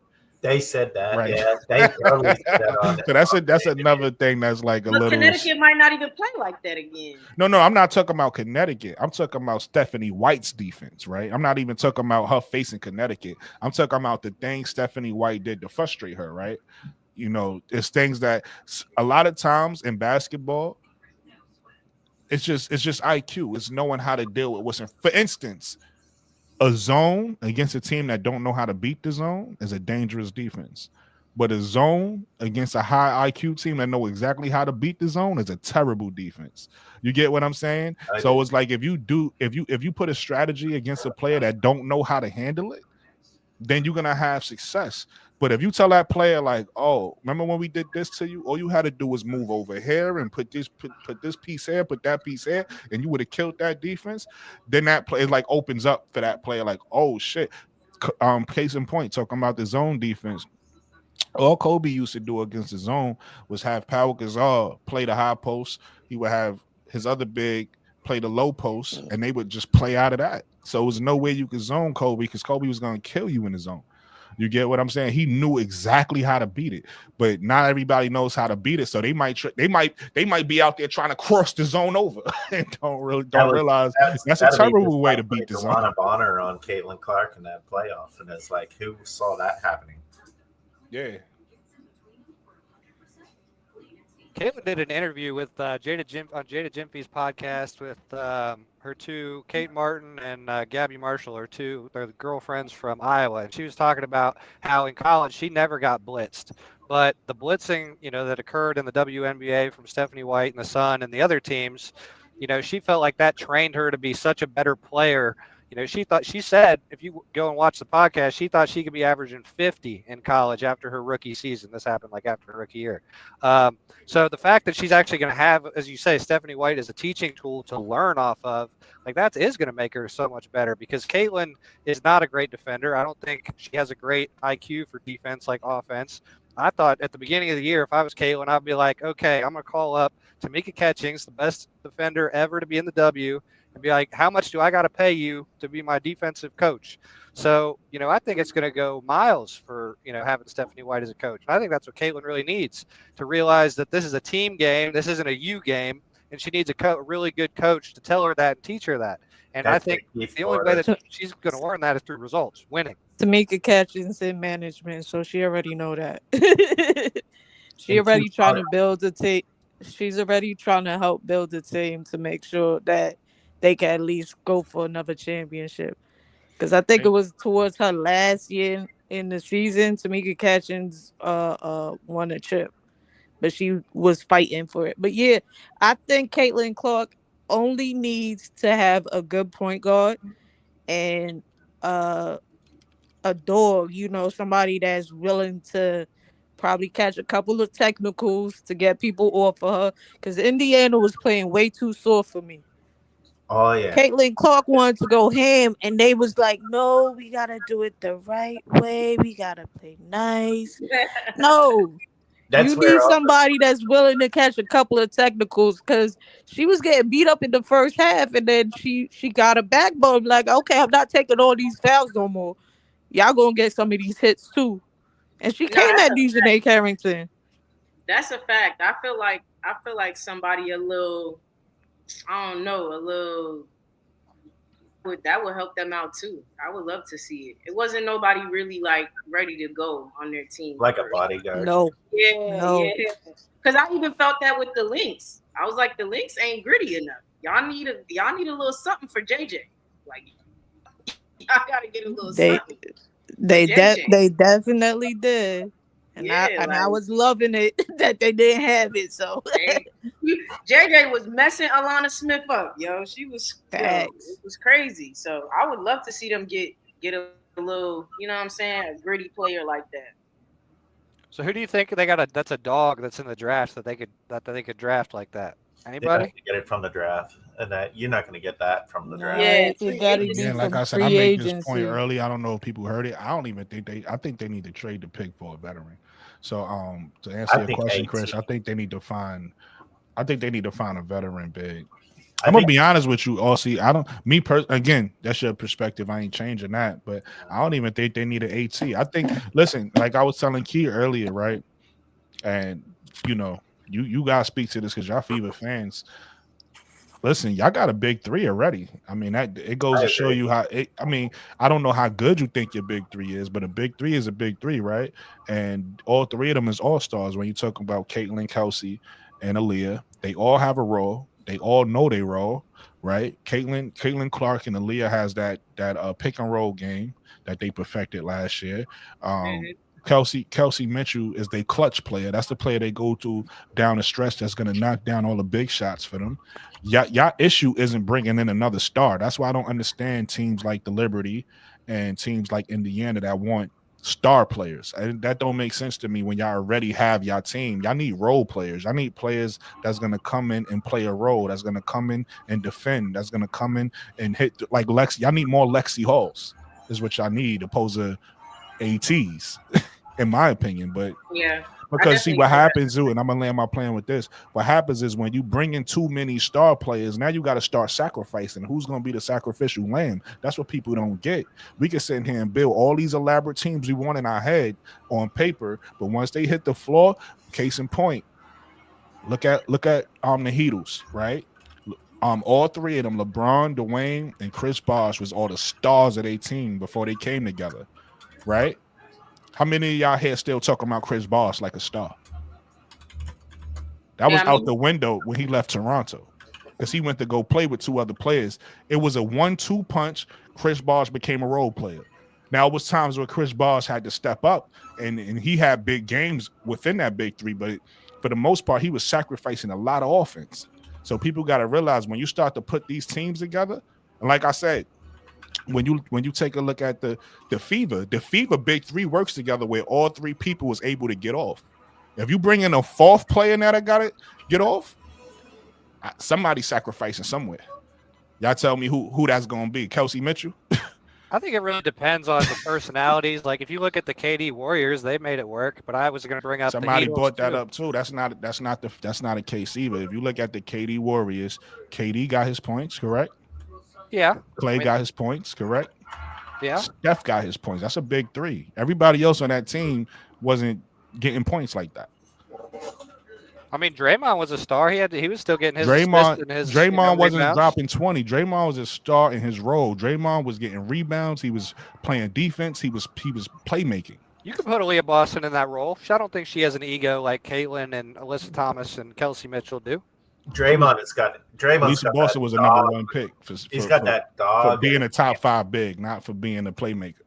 Not for being Draymond. Remember, Draymond was in the second round of the draft. Aaliyah Boston is a number 1 overall draft pick.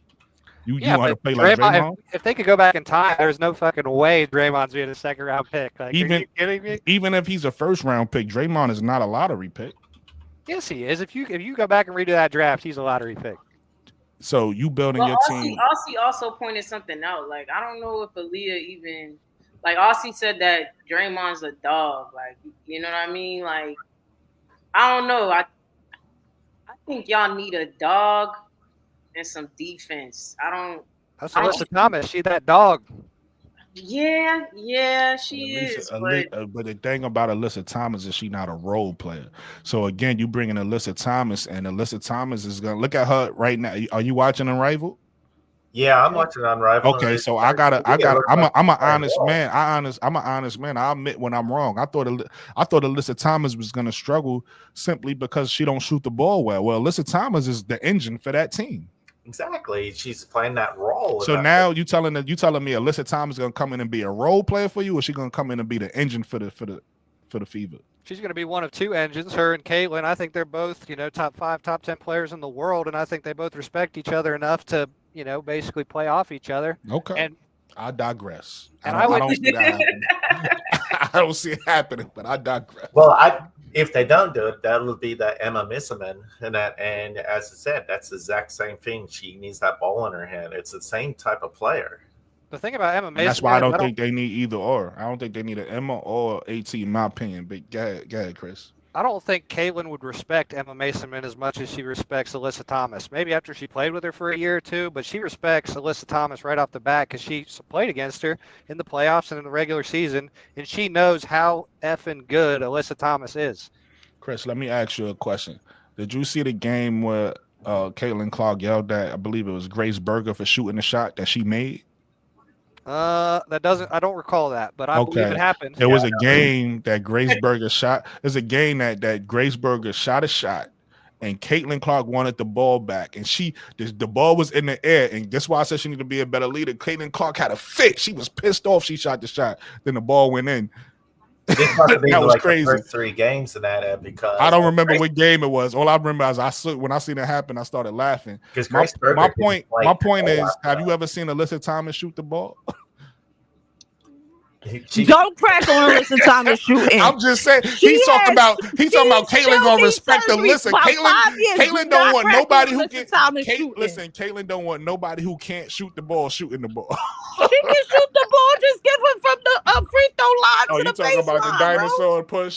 Don't take this wrong in that. I think Alyssa Thomas is like a freaking tank going down the floor. Oh man, when she go to the rack, get the holy shit, away. Man.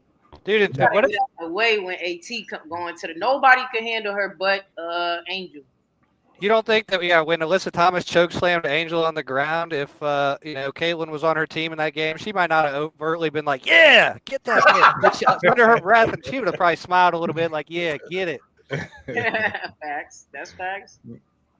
I don't think that's Caitlyn personality, but yeah, that's more Angel. Angel would do that, but Caitlyn more mild-mannered. Since we brought up Angel, she probably would have felt like that inside. Lisa Leslie actually coaching a little bit Angel on the rebounds. I saw that. Yeah. That is that's what Angel needs. That's a great teacher, Lisa Leslie. Yeah, that's a fact. That's a fact. And Fee's husband. That's an amazing combo right there. It was great. What's up, B. Will? Oh, I'm sorry. I was on mute. No, I just came up here and I saw your comment in the chat after I came up here. Okay. Yeah, talking about. Yeah, I think they know AT not going there. The fantasy what if world. Yeah, kind of like, or just what's similar, that they could get to that. I would love for Caitlyn to play. I know we already talked about that, but I'm telling you, I've been saying this for the past 2 years. Like, if she played off ball, it would be so crazy. It would just be so crazy. Like, that shit would be so dangerous. Well, I will say this to your point and somebody else's point, or I forgot who made it. Her playing off ball, I don't know if she's not surely gonna play off ball, but Stephanie White, because I just seen it in this highlight and I seen it in the highlight I watched a couple weeks ago. Stephanie White is getting her the give and go now, like her hitting the person at the top of the 3-point line on the wing and then coming around them and getting it back. That's new. That's new to her game that she didn't have before. So I'm seeing that now in 2 videos she's practicing, in this one and the one that I seen. Before. So that's not off ball, but that's that's her giving the ball. A little less, running some plays with her a little bit, About to do it right now. In a couple plays, they about to do it. Yeah. And the thing with Caitlyn is her mechanics are already there. Oh, my bad. Did you go ahead? Did you want to say something? No, I was just showing y'all the clip, but go ahead. Oh, okay. I've been watching it though. I've been looking at it. But yeah, her mechanics are already there. Like, she's a baller. You know what I'm saying? So a lot of stuff, like, when she's taught it, she's gonna get it. She doesn't have to, like, I can't explain what I'm trying to say. But she has the mechanics already. She just has to practice those. This is the same coach that coached Dejanay. Oh, facts. This coach, he was a coach for the Suns before he became to the Fever. Yeah. Yeah, she won Most Improved. Yeah, and this is the coach, and that he would have played NBA in that if he was a little taller. And I know Muggsy Mogues and all that. So let's move on. I think everybody got caught up to what we was talking about. Yeah. Let's move on to the next topic, which is the fun topic, the topic everybody, every Fever fan wants to happen, is Nalyssa Smith trade options, right? So again, I think they need to trade for a player that fits the style of play that Caitlyn runs, which is a fast-paced transition offense. So I don't think that they need like a big, slow post big at the 4, right? I think you need kind of I think you need somebody that's like more of a running gun type of player. So now you might want to go smaller. You might want to go somebody that's more of a small forward type of size, but have 4 skills. So Kelsey Mitchell, Kelsey Plum. I mean, Temi Fagbenle did a good I job in think that role that's last more year. shooting guards. I wouldn't, think- but they might fit. You know, if you want to bring in more firepower, yeah, that Kate Martin. Kate Martin is somebody I think that she would appreciate playing with. Now, do I think that trade will happen? I don't think Valkyrie gives that up. But I do think, put it to you like this. When I look at Lexi Hall and the way she plays, I think Lexi Hall for this team, not for any team in a W, but for this team and this play style could play the 3 or the 4. So if you could find another Lexi Hall type player, then I feel like it'll fit, right? So the question is that Janelle Salon then? I can't speak to that. I don't know much of. Y'all would have to explain her. I keep hearing her name a lot, but I don't know much about her. Yeah, all I know on the rankings or whatever, they're saying like she's number 11 over there in MVPs. She's like a 3 that's a 3 and D. Got you. How tall is she? 6'2", 6'3". Okay, so yeah, that'd be the type of player. She's 6'2", 6'3". You know, she could probably play that 4, and because that's another reason why I don't agree with the AT, right? They have to change their play style. They play a stretch offense, right? Caitlin Clark comes down. They need space for that pick and roll that her and Leah Boston do. The rest of the players got to be behind that 3-point line, and they got to be players that could run in transition. That's why somebody like come over too, and she could stretch.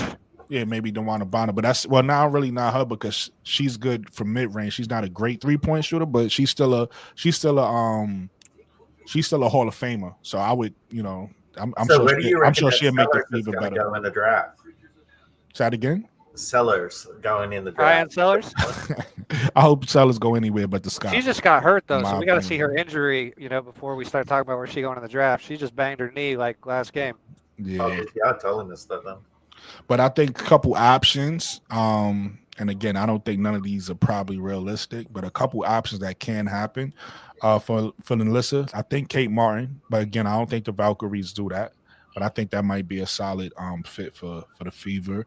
I think Sophie Cunningham, she already talked about playing with Caitlin, and I think she's somebody who you could probably play Sophie at the 3, move Lexi at the 4.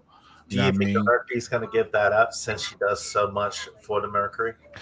I don't know what the Mercury is doing, to be honest with you. So I don't know. I don't know if the Mercury is going to. Say that again. I think it's a lot up in the air. It's a lot with the Mercury. Yeah, exactly. I don't know if the Mercury is a team that's going to retool or a team that's going to be rebuilding. Like I don't really know what's going on with the Mercury. So, there's a lot of players that might be available or might not be available on the Mercury. Same thing with Connecticut. We don't know if Connecticut is going to retool, or we don't know they're going to be rebuilding. So they need to blow that whole thing up, bro. Connecticut. So that's what I think. I think they need to blow. Then hold on, the last player, then you go Key. The last player I think that they could trade for, ironically enough, is from Connecticut. Mabry. I think Mabry a fit off the bench, coming in, because another thing that I think fit this team outside of what I said, that stretch 4 2-way player, I think somebody that could come in and Caitlin Clark handles the ball so much that I think a backup, you don't want the backup to have a let off. You want the backup to have just as much of a punch as the starter, right? So I think somebody like a Mabry could spell her at the point guard and then spell Kelsey Mitchell at the 2. So now you have a 3-guard lineup, whereas you have one of them on the floor at each time. So that's another option that I came up with. But what do you guys think is some good trade options for Nalyssa Smith? I like that Marina Mayberry trade. I honestly don't think Nalyssa Smith has that much trade value. Today, she was actually the first player in Unrivaled to ever get a DNP. And I don't think last year was that great for her career. Angel cooked her a few games, and the way the Fever played, she wasn't looking that good.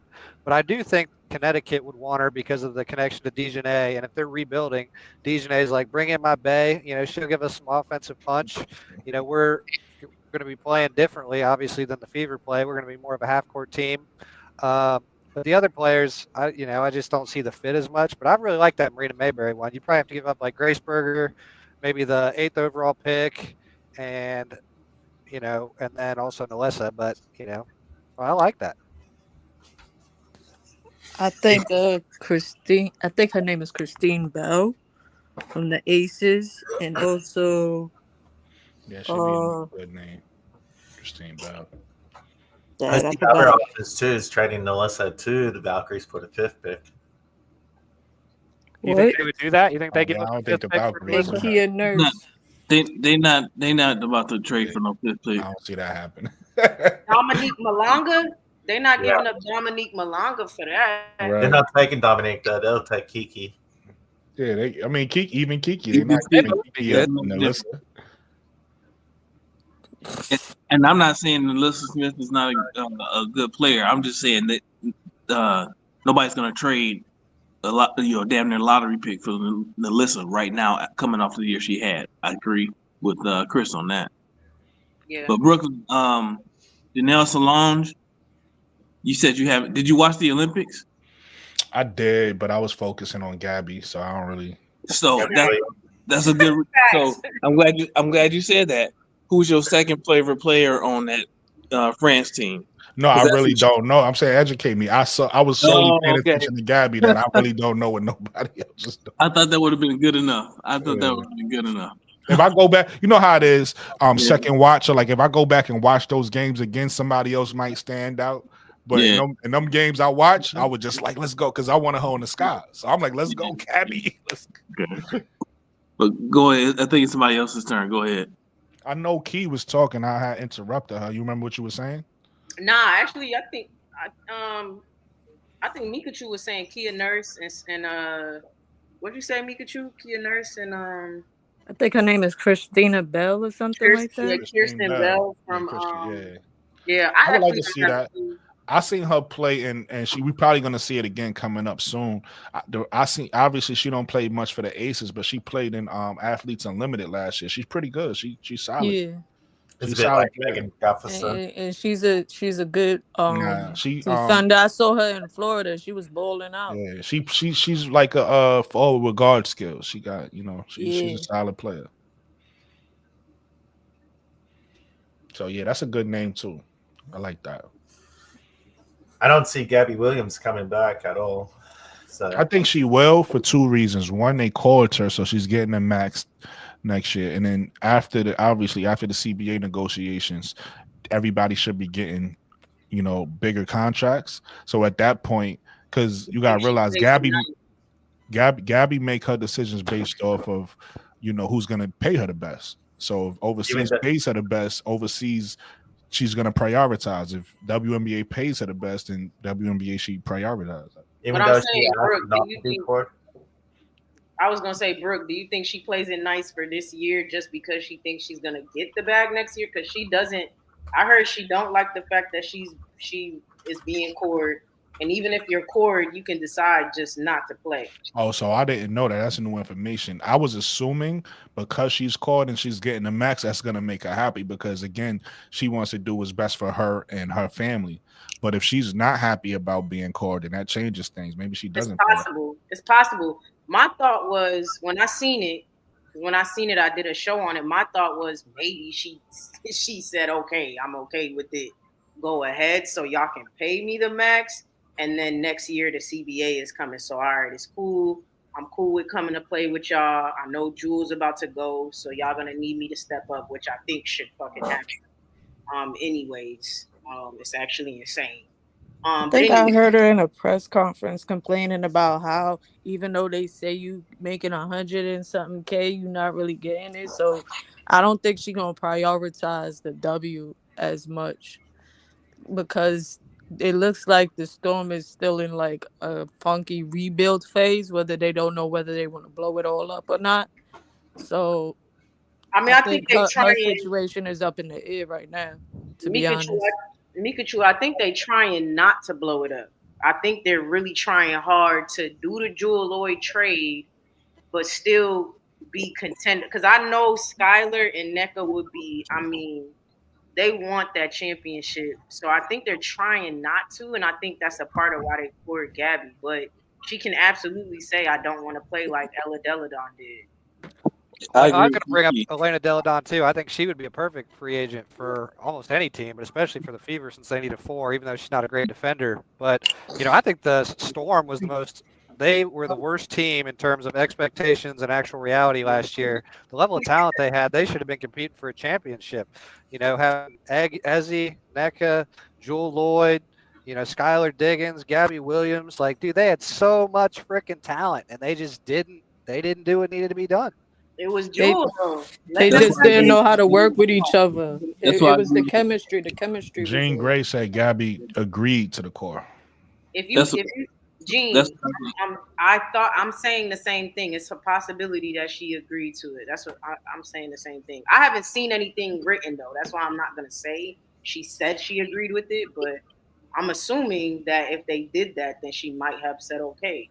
I happen to agree with you, Key. I believe that she is going to stay because I think the Storm. I don't think they're trying to blow it up. I think they have to get rid. They're gonna honor Jewel's request for a trade because that's what she wants, but I think Gabby fits with that team very well, and I think if they just pick up whatever piece they get for Jewel, I think they'll be fine.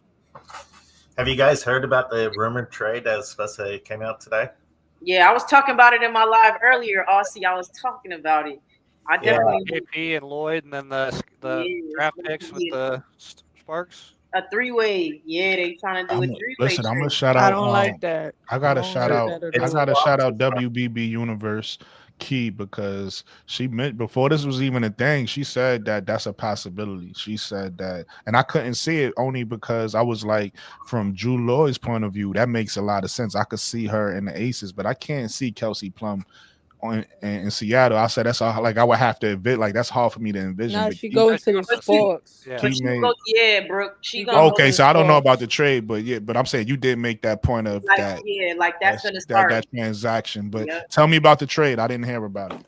So basically, they got Jewel going to the Aces and Kelsey Plum going to the Sparks, and I'm assuming the Sparks has to give up a draft pick or something like that to have Kelsey Plum. The number 2 draft pick.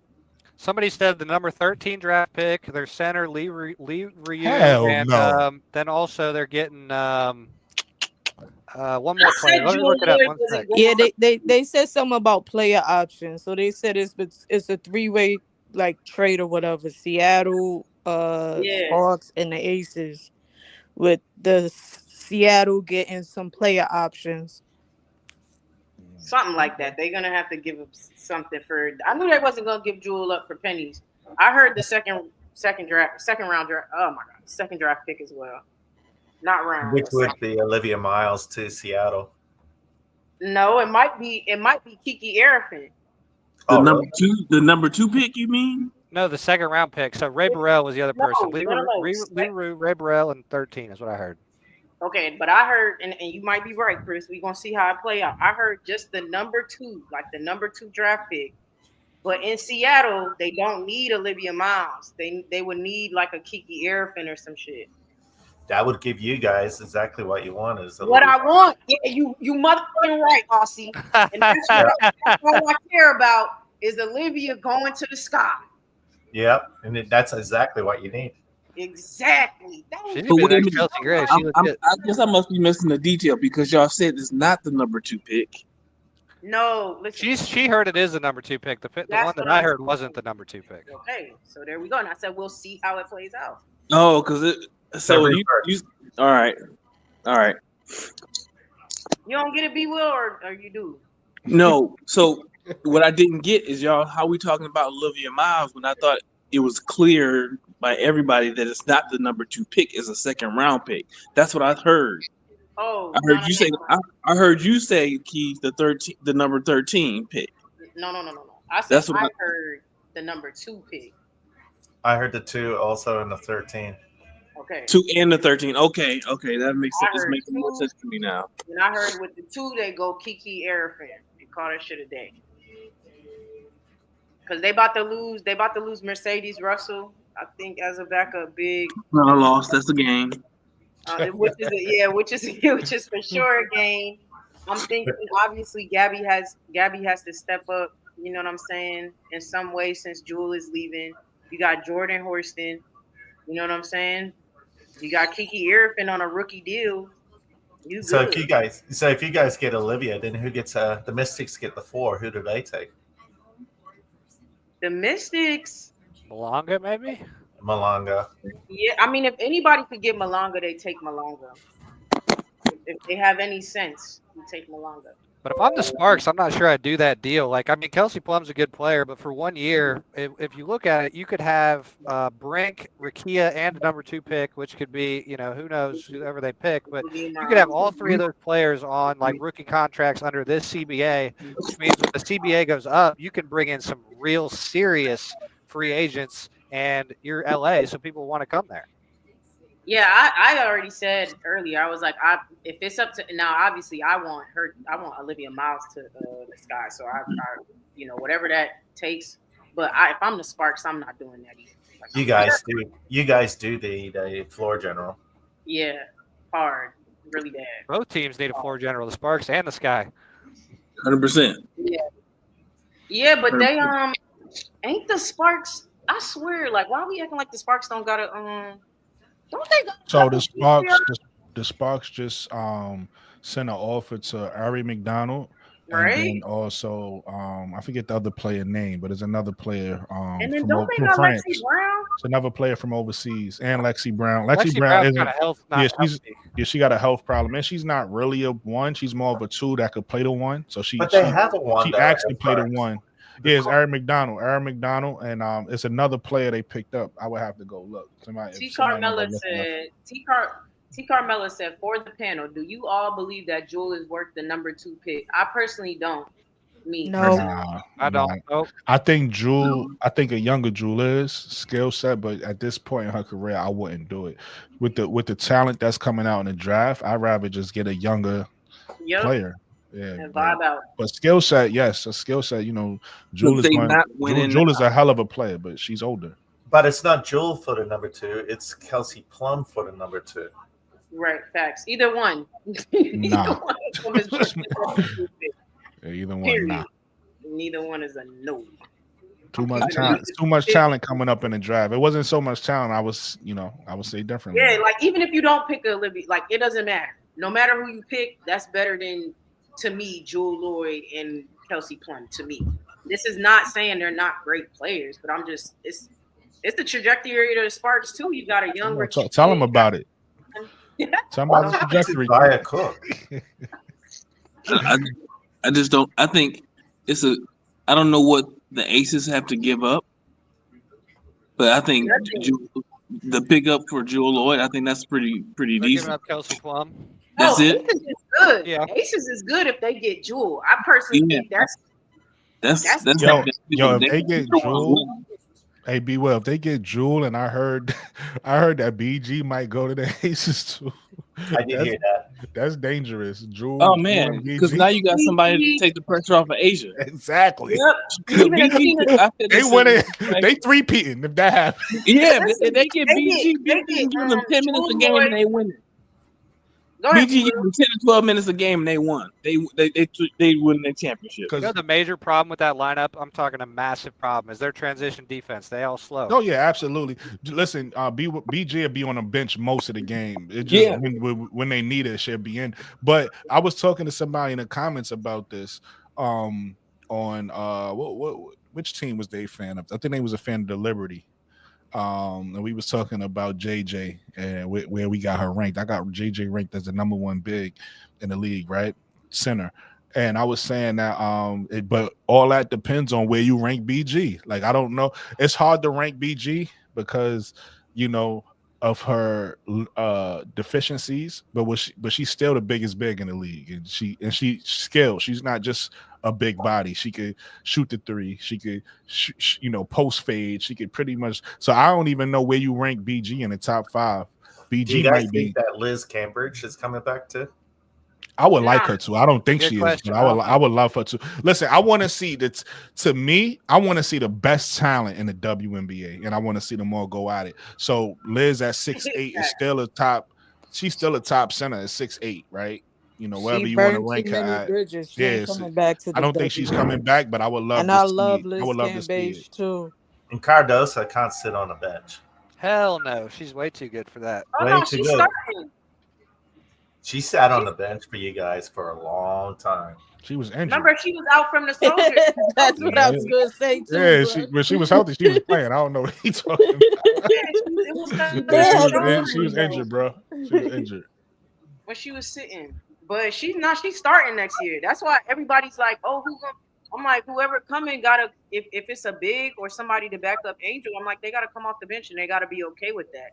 And most of the bigs in free agency act like they can't come off the bench.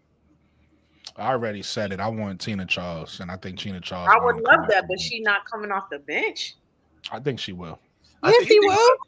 I think she would for I think she Cardosa will. because I think she's teaching Cardosa. Yeah, I think she see the vision at this point in her career.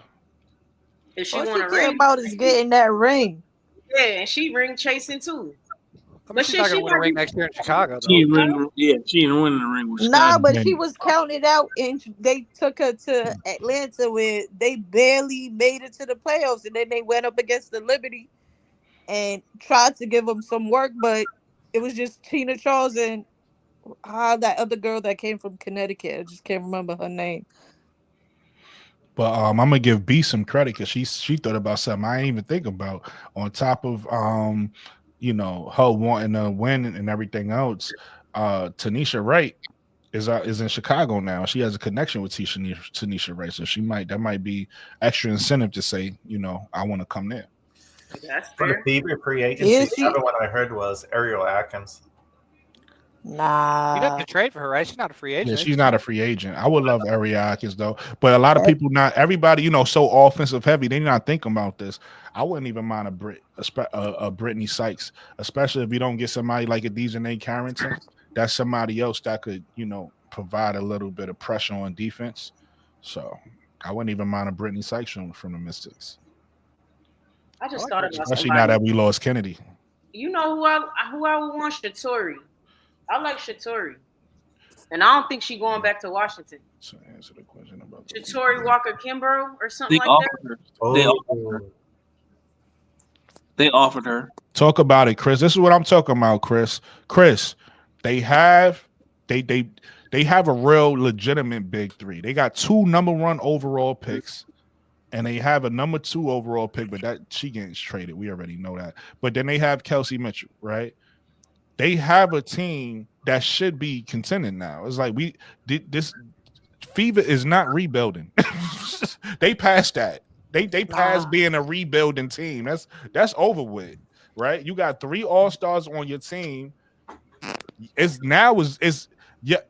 Certain teams, and let's take it off the Fever so nobody think I'm picking on the Fever. Certain teams is win or bust. Pause. That's all it is. It's like if you don't win it all, it's a bad season for you. And the Fever is now entering that territory because they have such a good team. I agree. Now, if these players see the thing about it that gives the Fever grace, and I believe they deserve this, is that they're young. So a lot of people might say, well, they're too young to know how to win yet. That's okay. But they're talented enough. Take youth away from, take youth out of it. They're talented enough to win it all. Right?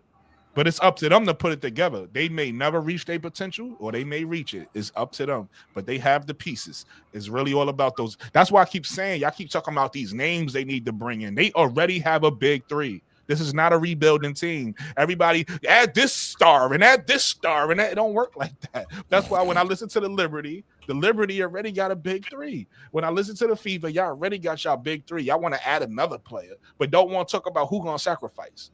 Everybody gonna eat. Yeah, okay. Liberty's trying to get a big 5, dude. You already know who I said go sacrifice is JJ.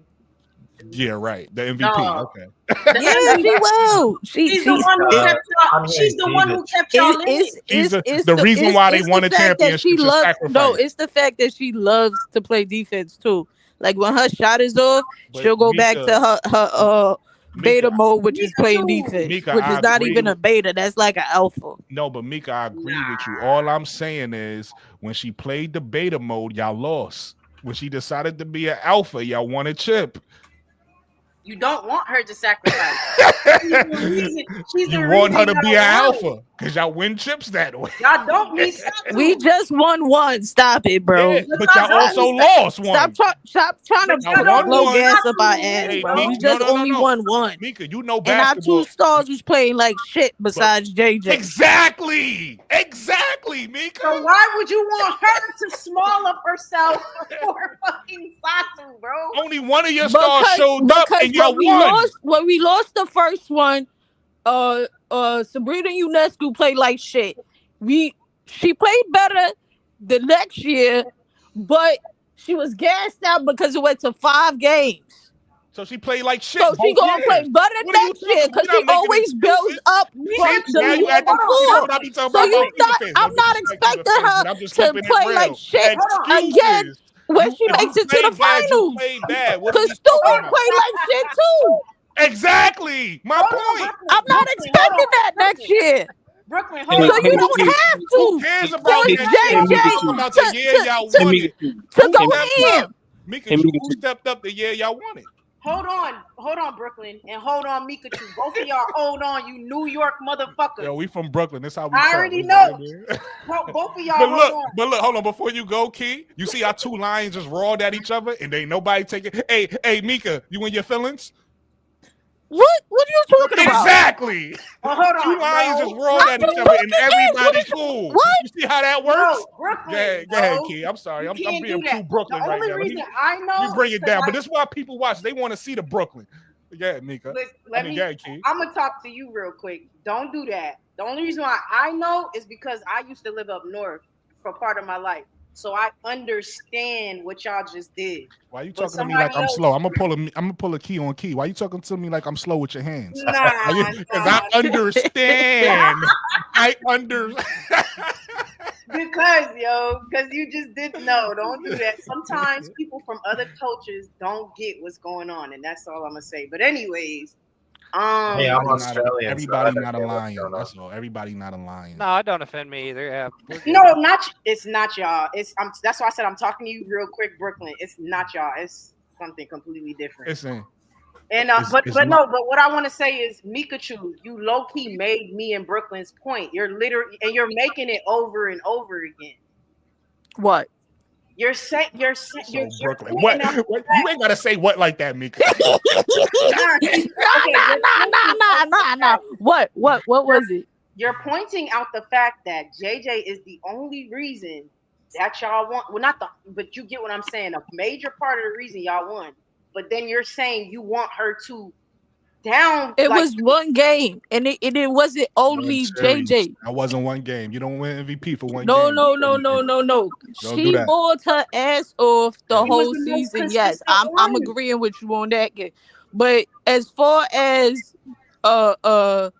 winning the final one, that wasn't just JJ. I mean, it wasn't just JJ. Game.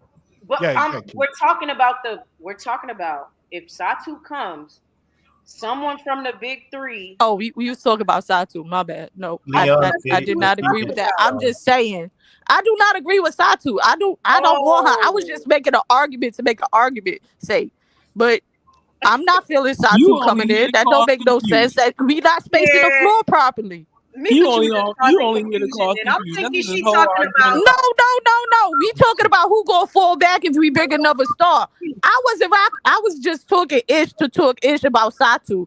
I don't rock with Satu. I don't even know, like, because she was injured 2 years that I was watching her playing the wings. Hey, you guys, now how do you feel about Leon Febich? I think she's the most underrated. I love Leonie. I say this is what Leonie Febich.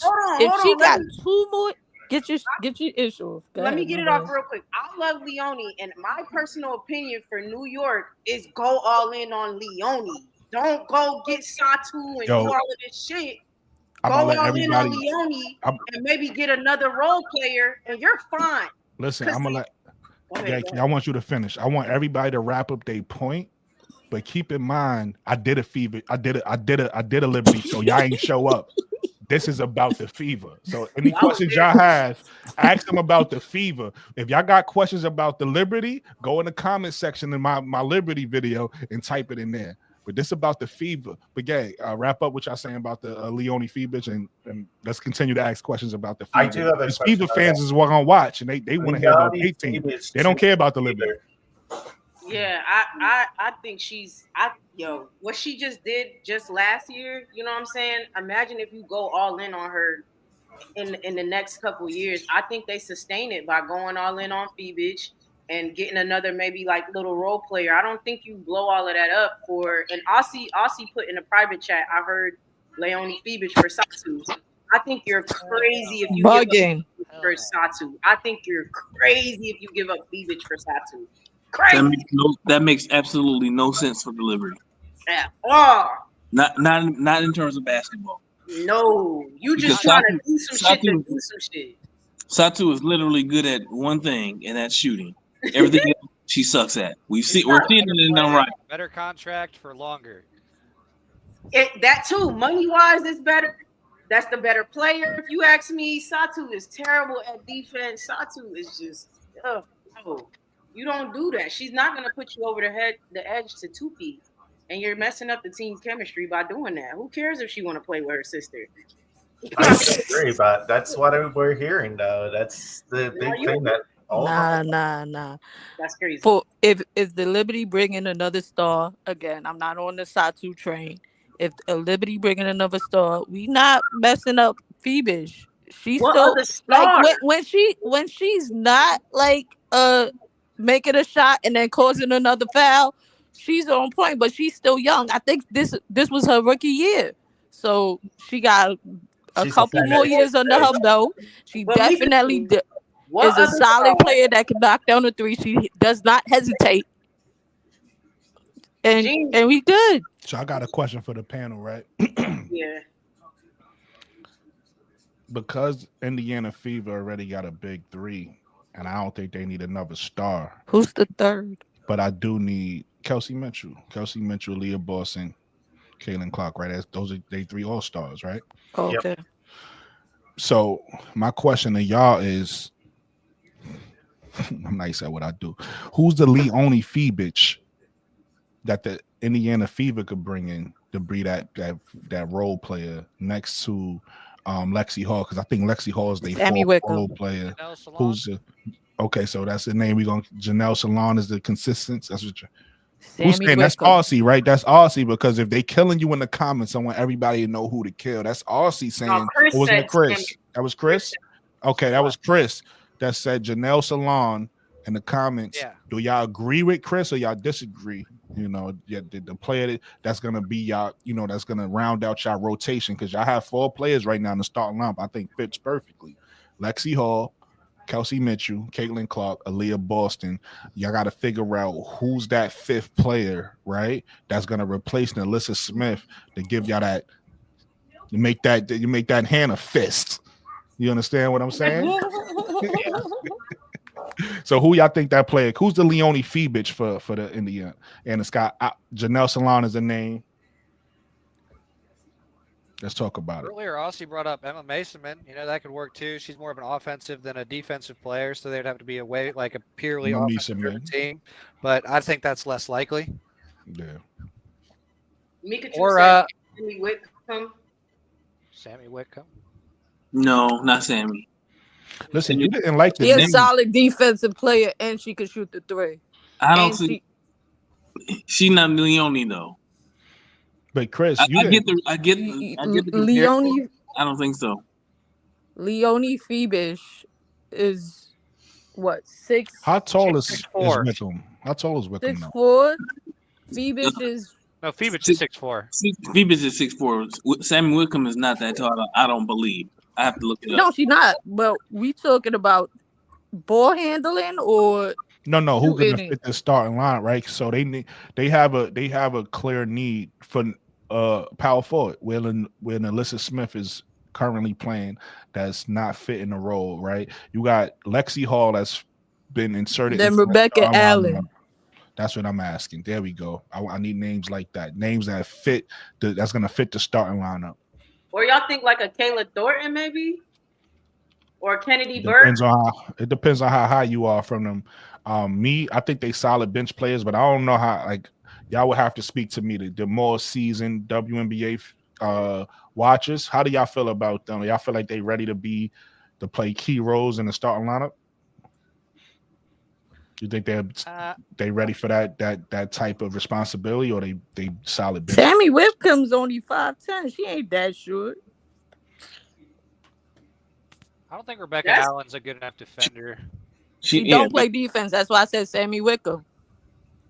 But she could shoot, but her defense is not that solid. Yeah, but see, the reason why I don't like that name, Mika, because to me, a Sammy Wickham, she sounds like what she played more of a PG, right?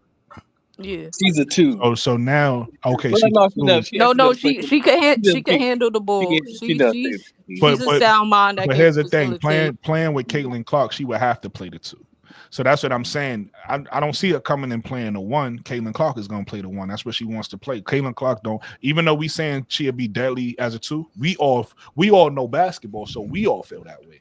We got to talk about. We got to be realistic on what was going to happen. Caitlin Clark is not playing. But when she get in double team and triple team, who else is going to facilitate the ball? You need somebody else that has a sound mind that could handle the rock.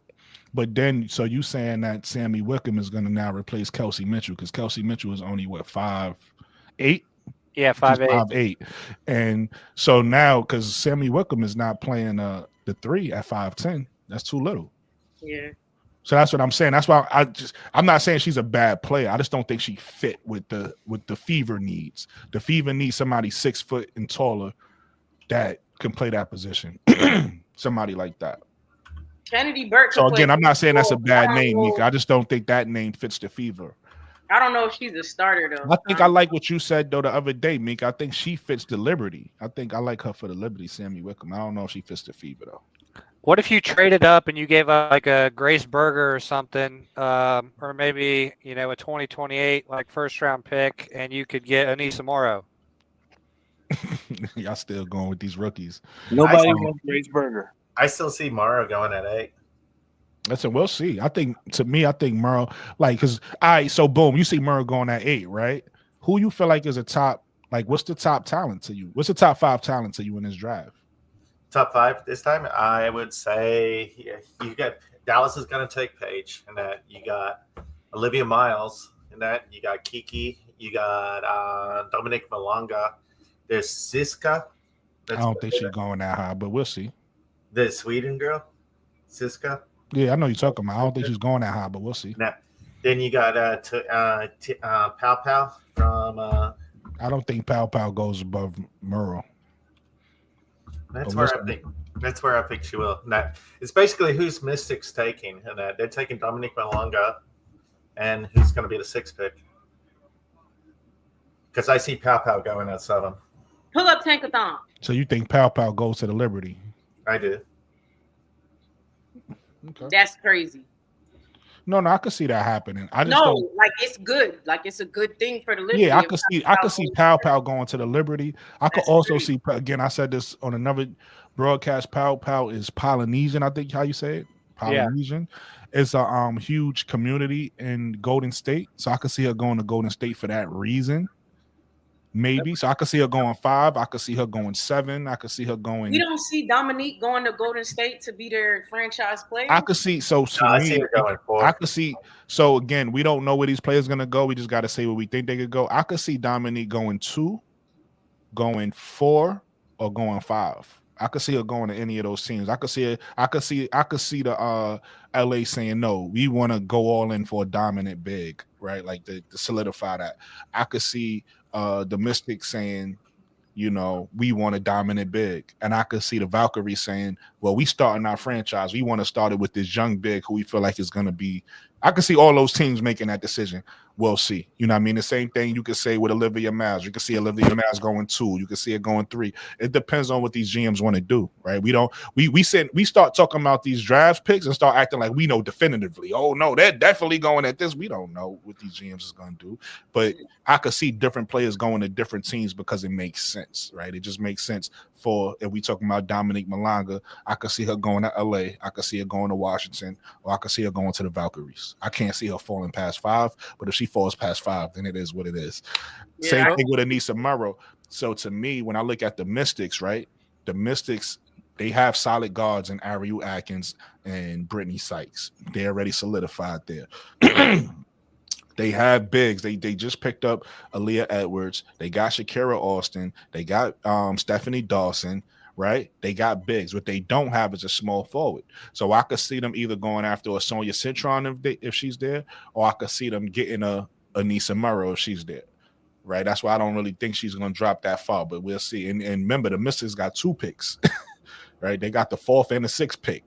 Back to 6, 4th and the 6th. So I mean, Aaliyah Edwards she's too young to really tell what she's going to be. You know, I don't really trust Shakira Austin's health, and I think Stephanie Dolson's kind of getting old and slow. You can kind of see that a little bit in Unrivaled. So I can see them taking a big, but I was going to mention Sonia Citron. If Anissa Mora's gone, do the Fever take Sonia Citron and just put her at the 3 and then put Lexi Hull at the 4?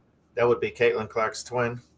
Again, that's a good plan. I don't think Sonia falls to 8. So you don't think Anisha and Sonia fall? So who do you got? Who's your top 8? Like if you had to list my top 8, I got Paige, I got Olivia, I got Kiki, I got Murrow, I got Sonia, I got Dominique. That's my top 5. And then after that, you could throw in the Tahina Pow somewhere in there. You could throw in the okay, but they're both gone in your top 5, really, in terms of like your big board. What, Sonia and Anissa? Anissa, yeah. Yeah, hell yeah. I think Anissa's gonna be a top 3. Listen, if you know anything, if you've been listening to anything Chicago say, is either Olivia or Sonia. We got the 3rd pick. So that tells you right there that we not letting either one of them get past us. Right? Okay. Anissa Murrow, we'll take her if it's like if she falls to 10, I don't think she's gonna fall to 10. Like you said, she'll fall at 8. I don't think she's gonna fall at 8. But I think one of these teams to me, and then also when you look at the bigs in this draft outside of Malanga, because she's overseas, I'm just talking about right now the American ones. It's Kiki and Anissa right now as the 2 best bigs, and some people could argue Anissa been playing better. So even though we got Kiki as scouted to go higher, somebody might say I want Anissa first, and then Kiki will go after. That's why I'm saying I don't think she's against size in college. So I think in the W, she's not. I think she's overrated. I don't think she'll be the W player she's been in college just because she struggles against size. Yeah, Kiki in college with size. I think she might. I agree with you. I think she might struggle to begin with because every player develops at different stages. I think Anissa Murrow is more of a dog right now. So she's even though she's smaller, she plays bigger. I think Kiki is one of those players that give her a few years, give her 5, give her 4 or 5 years, and you're gonna see a different Kiki. I don't think Kiki is just gonna come in a W and just struggle, but I think she might start off struggling, like you said. I think her first year or 2 might be an adjustment for her. Really, her first year.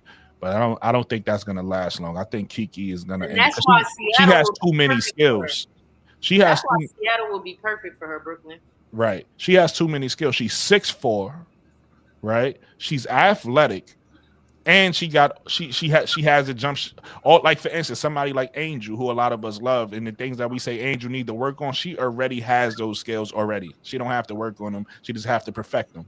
So that's why I don't necessarily see her coming and struggling as much. Maybe in the beginning, right? Because again, dog is dog. You can't teach that. So I don't know if she has as much dog as somebody like Anissa Murrow has. Anissa Murrow, it don't matter who in front of her, right? It don't matter who in front of her. That's why I say arguably, even though we got Kiki scouted to go higher than Anissa, somebody might say I want Anissa more because of her motor, right? We can't teach motor.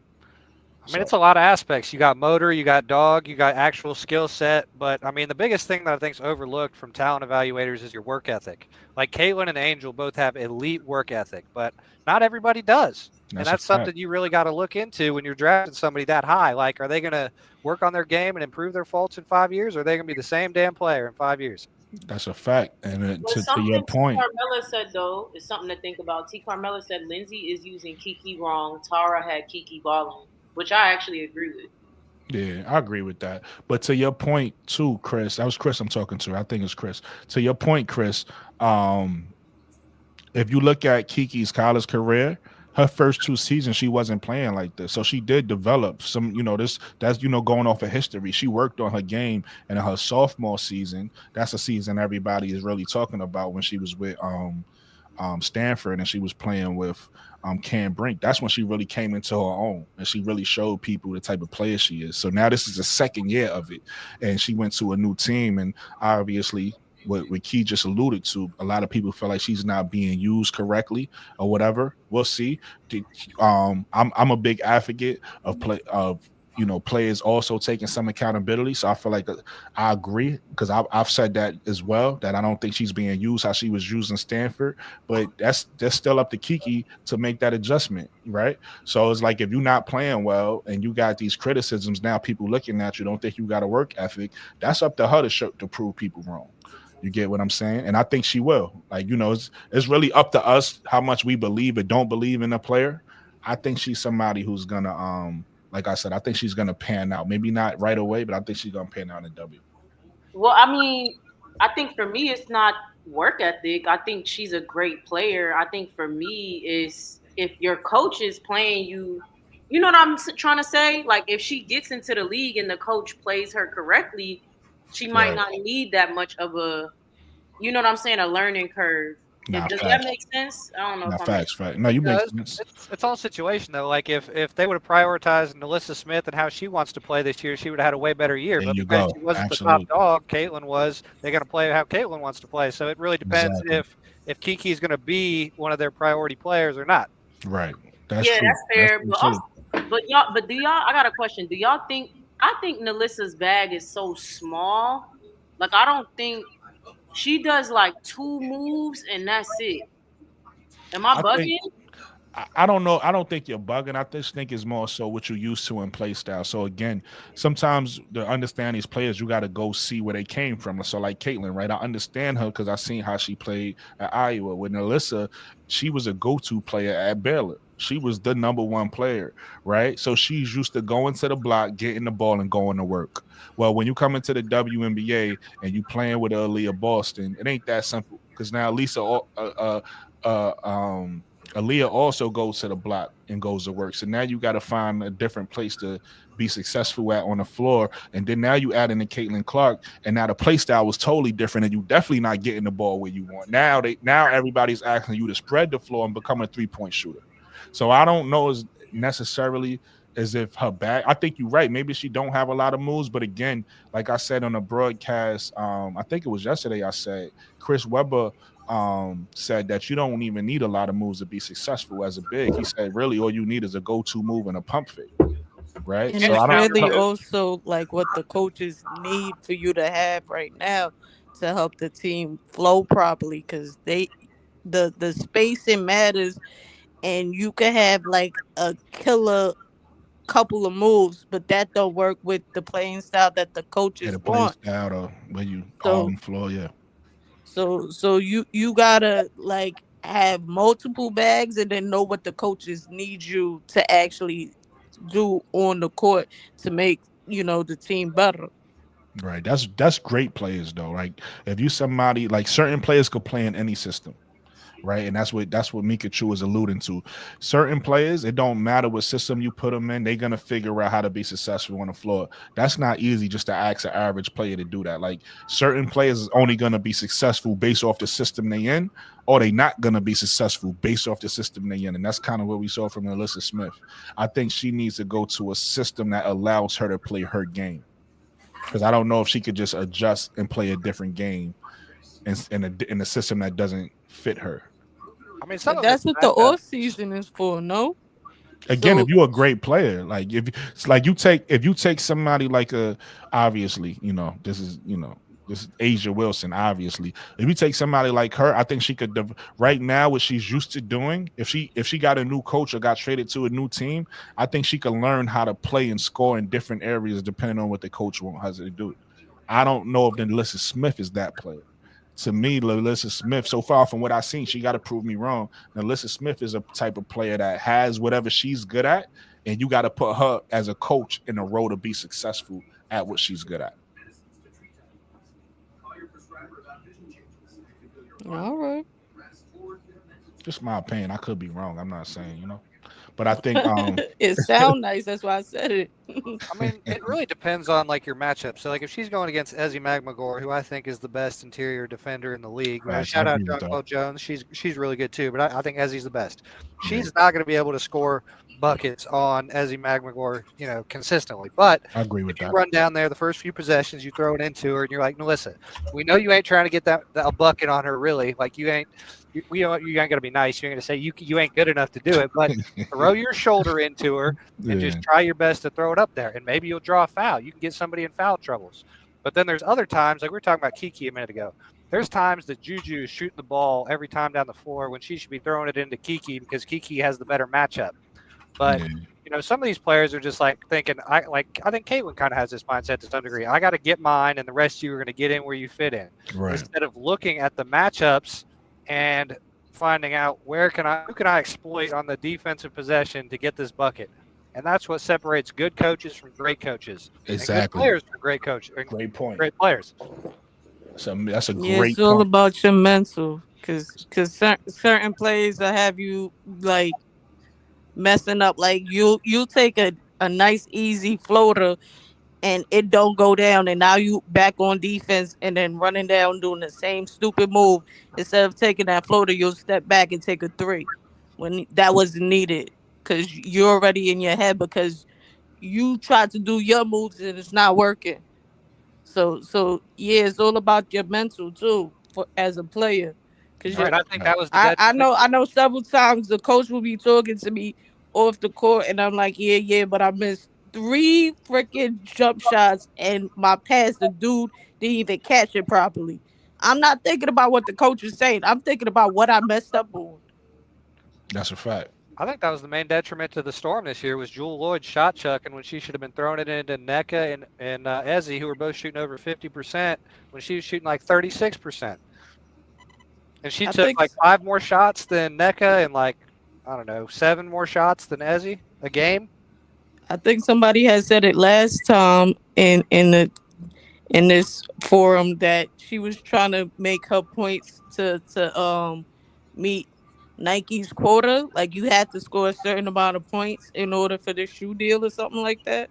Yeah. I never heard that. That's crazy. Okay. I've never heard that. So that's what happened. So again, I'm paraphrasing because I don't have the article in front of me, anything like that. But basically, part of the friction in Seattle was Jewel Lloyd feeling like she was being frozen out the office at times because she was, again, not saying that because 2 things could be true. You could want to have a personal average and you could still want the team to win. So I'm not saying that she didn't want the team to win, but that was the feeling from certain players, a la Skylar Diggins. Skylar Diggins thought she was focusing too much on her individual points and not the overall team success. She's supposed to hit a certain point mark. I think it was over 20 points or something to get an incentive from Nike or whatever a shoe does. I think it's Nike to get an incentive from them. And then she was like 19 point something. So she was just under it. So she was upset about that because she felt like Skylar would look her off sometimes and not give her the ball. The flip side of that is a lot of players or a lot of people were saying that, well, you was inefficient on the shots you did take. So it's not about you getting more shots. It's about you being efficient on the shots that you're getting. So that's part of what the friction was in Seattle. I mean, it's team before me, unless your name is like Michael Jordan or something. I agree with Skylar. You can't be shooting all these shots if we lose it. If we win in the championship, that's different. Yeah. What do you reckon that Nalyssa's going to land? Again, I don't know. Like I said, Chris didn't like I felt like I came up with some good points because look, if you look at Phoenix, right, I think they need a power forward. Nalyssa fixed there. And again, a Sophie Cunningham, I think she already stated she wanted to play with Caitlin. So I like that fit. I think she could come in and play the 3, and you can move Lexi Hall to the 4, and that could be like a small ball lineup for them, right? And then obviously we talked about the the player she played with at Iowa. I forget her name. Kate Martin. We talked about Kate Martin. I don't think the Valkyrie makes that trade, but I think that's somebody who could do those back. Because, you know, again, with this play style, I'm about to say Paige Beckers. Caitlin Clark is used to backdoor cut. She used to somebody who know how to do the backdoor cuts and stuff like that. Kate Martin has the IQ already to know how to play in that type of play style. She was actually, for a lot of people who don't know, she was the point forward for Iowa. That was her role in Iowa, right? She played that role that what Caitlin Clark needs right now in the W. That's the role she played at Iowa. So she already knows how to come in, go to the corner, make those cuts. That'd be perfect. Now, I don't think that happens because I think they value her in Golden State. So I don't think they make that trade. And then the other name I think I said was I gotta look Marina at Mayberry for Marina Mayberry. Now, Marina Mayberry don't necessarily fit that role I was saying, but another role I do think that the Fever need to fill is having that backup guard that's also like a go-getter, you know, somebody that could get points. So there's no drop off when Caitlin hit the bench. You don't got like just a playmaking guard in there, and they just trying to come. Now you got to change your whole play style up. You want another guard that could come in who could also do those pick and rolls. You could keep the same play style, and then all those three guards with Mabry, Caitlin, and Kelsey could all relieve each other. This way, you always got one of them on the floor at all times. So those are the three names I came in with off the top of my head. But you know, it could be somebody else you guys come up with. I think Mika had a good one earlier. I didn't even think about the girl in the Aces, Kristen Bell.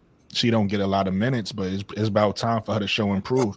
Now I don't know if if I'm the Fever, I want somebody proven right now. I want somebody who played this. Like for instance, I don't think she's available, but if somebody like Alicia Clark from the Aces was available, I think she fits that role. Somebody that's small, that can shoot the three, that could, you know, used to playing big. She fits that role, but I don't think she's available. But we'll see. She's a free agent.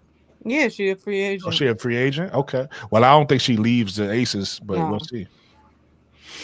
But again, I think that's a name that fits, right? Like you got to think, as again, we talking about play styles, and certain play styles, you want bigger players, you want smaller players. So you need running gun, you need transitional players with the play style that Indiana wants to play. So anybody that's around that 6 foot tall, a little taller, 6'1", 6'2", 6'3", that could run the floor, play defense, and shoot the three is a perfect fit for what they need. I wouldn't go the rookie route. I wouldn't go young player route. I would go a veteran route because again, like I said, you got a big three that's young, and they trying to maximize their window for as long as they can. Because once the window is closed, it's closed. But they all young, so y'all got a lot of time. You know what I mean? They'll probably be good for the next 4, 5, 6 years because everybody is young. They got everybody out the draft and built it up together. So I see we got roughly about $420K. That's after our first round pick. So that's a max, and then, another low level contract. Or a mid. Yeah, $75K for the rookie, $200 for the max. So the 75 is already taken into account, and okay. It's 420 for basically 2 spots. So that's 2 maxes. For a max for 1 year is 200. Oh, is it? Yeah, 250 is if you're doing the super max, which nobody's doing a super max since that's like a 4-year deal. Yeah, so they got room for 2, or that's yeah, they're too far short. I'd probably be getting Elena Deladon and Nalyssa Smith's Bay, Dijonay Mustard. Yeah, I agree. Dijonay would be awesome. I just don't see it's stupid about the fans and that are just going to go nuts about that. Once they start winning some games, the fans will shut the fuck up. That's a fact. Definitely a fact. I don't know. I think she could get traded to Connecticut because of Dijonay. I'm trying to think of like who else would want to trade for her, though.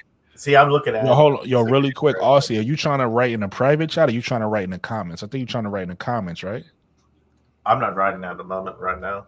No, I'm saying because you got a lot of comments in the private chat. If you was trying to write those in the comments, what you got to do is actually, I don't know if you see the I see box. You got to click it, and then you're gonna see all the comments. If you don't click it, they won't show.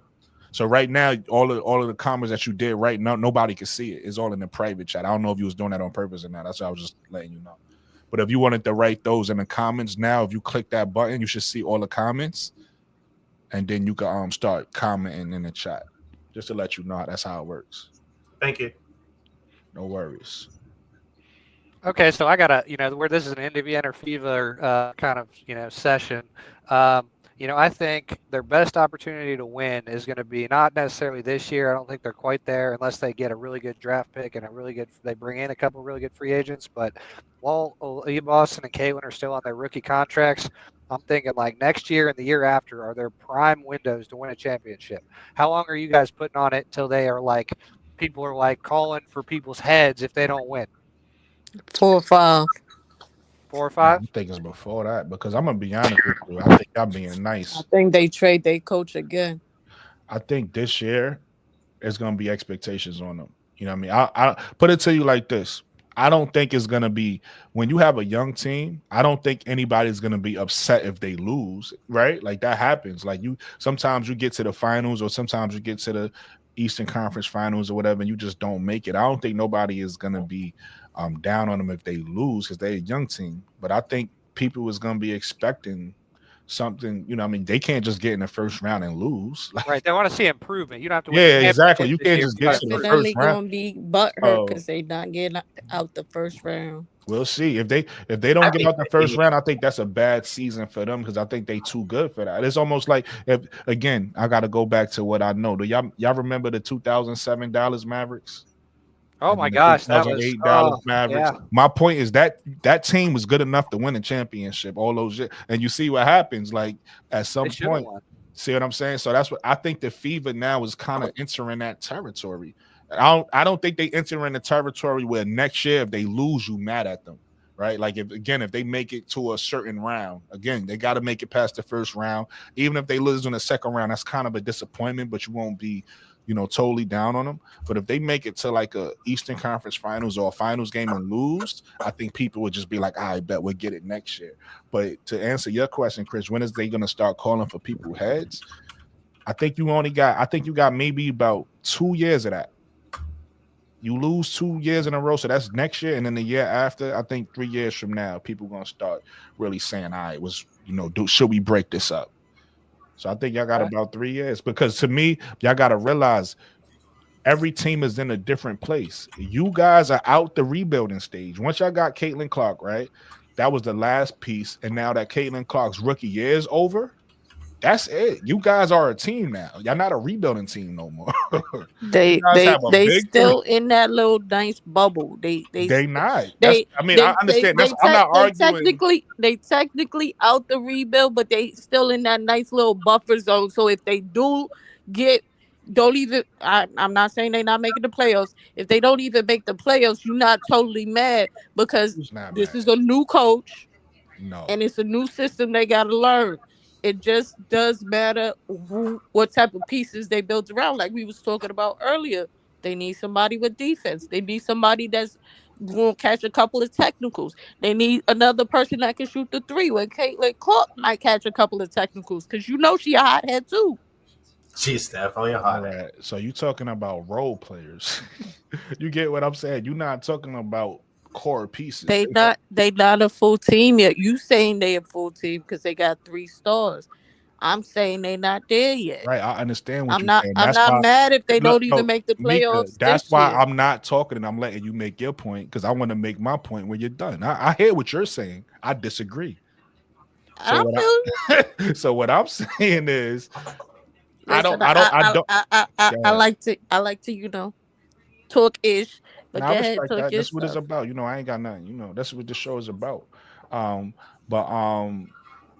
Yeah, no, I totally disagree with that. I feel like, again, if they was missing a piece, I wouldn't be saying this. They not missing nothing, and I don't feel like in Caitlin Clark's rookie year it was any expectation. That's her rookie year.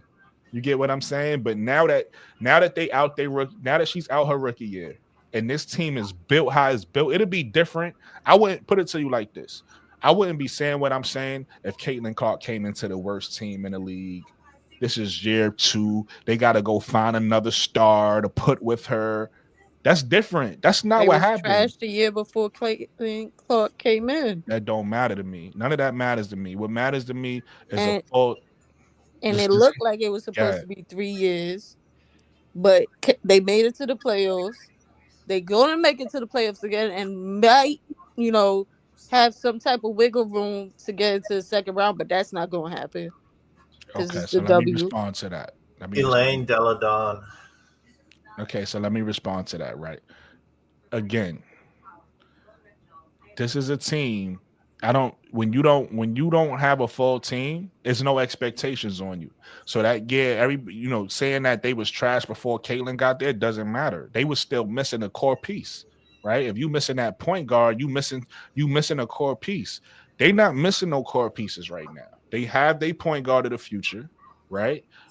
If you let Fever fans tell it, she's the best player. She's the best point guard in the league, right? Aussie, where you got Caitlin Clark ranked in point guards? In point guard, she's the best point guard. The best point guard in the league, Mika. I agree, yeah. Okay, Chris agree. No. It ain't about that. Let me make my point, Mika. Let me make my point. All right. It ain't about your point right now. You just landed your plane. I disagree. All right. She's not from a Fever point of view. She's the best point guard in the league. So they have the best point guard in the league on their team, right? They have I don't know where you would rank Aaliyah Boston and Ty Biggs, but they got a top big. She was rookie of the year. So they got a top big on their team, and Kelsey Mitchell is a killer. Hey, Chris, is Kelsey Mitchell a killer? Yeah, she's a dog. Kelsey Mitchell was a dog. She's a killer. They have a team. So all this BS about they don't need nothing else. They going into they moving from where they was to a team that needed something into a team that has what they need, that need to fill out the role players around them, right? Exactly. And they a team now that needs to be looking at the aces like we trying to take you down. They a team that should be looking at the Liberty that we need to take you down. Hey, all right, boom, I'm bugging. Hey, Chris. Hey, Aussie, do you feel like you guys can compete with the Liberty or the Aces? Liberty, no. Aces, yes. That's crazy. Liberty. The Aces should be better than Liberty. That's why I know Liberty won, but everybody know Asia. But so I think the Lynx and the Liberty are on another level from everybody in the league. The Lynx and the Liberty, you feel like it's on another level. Okay, but I agree with that. I agree with what you saying there. But just because you on another level, right? If I'm a team that's building my team to contend with you, I can't think like that. I got to think about taking you down. So it doesn't matter what level they on, right? We're GMs at this point. We're not like the players. Obviously, if you're like a player, you can't be like, oh, they're so much better than me. Even if you're a GM, because you building a team, right? What I'm saying is, if you're the Indiana Fever and you at this stage of your let's just say rebuild, because I think they out the rebuild, but if you at just stage at this point, you got to start thinking about what's the next step, right? Like we just said, last year the step was getting a Caitlin Clark level of player. Stephanie White, that was the next step. Right now, y'all got Stephanie White. Y'all didn't do all of that to say let's lose in the first round and let's not make the playoffs. But it's cool. Right, I'm with that. Yeah, you understand what I'm saying? All the stuff y'all doing and what you have. If you look at what you have on a team, because I'm gonna be honest with you. If you don't feel like you have enough, you're really disrespecting your team at this point.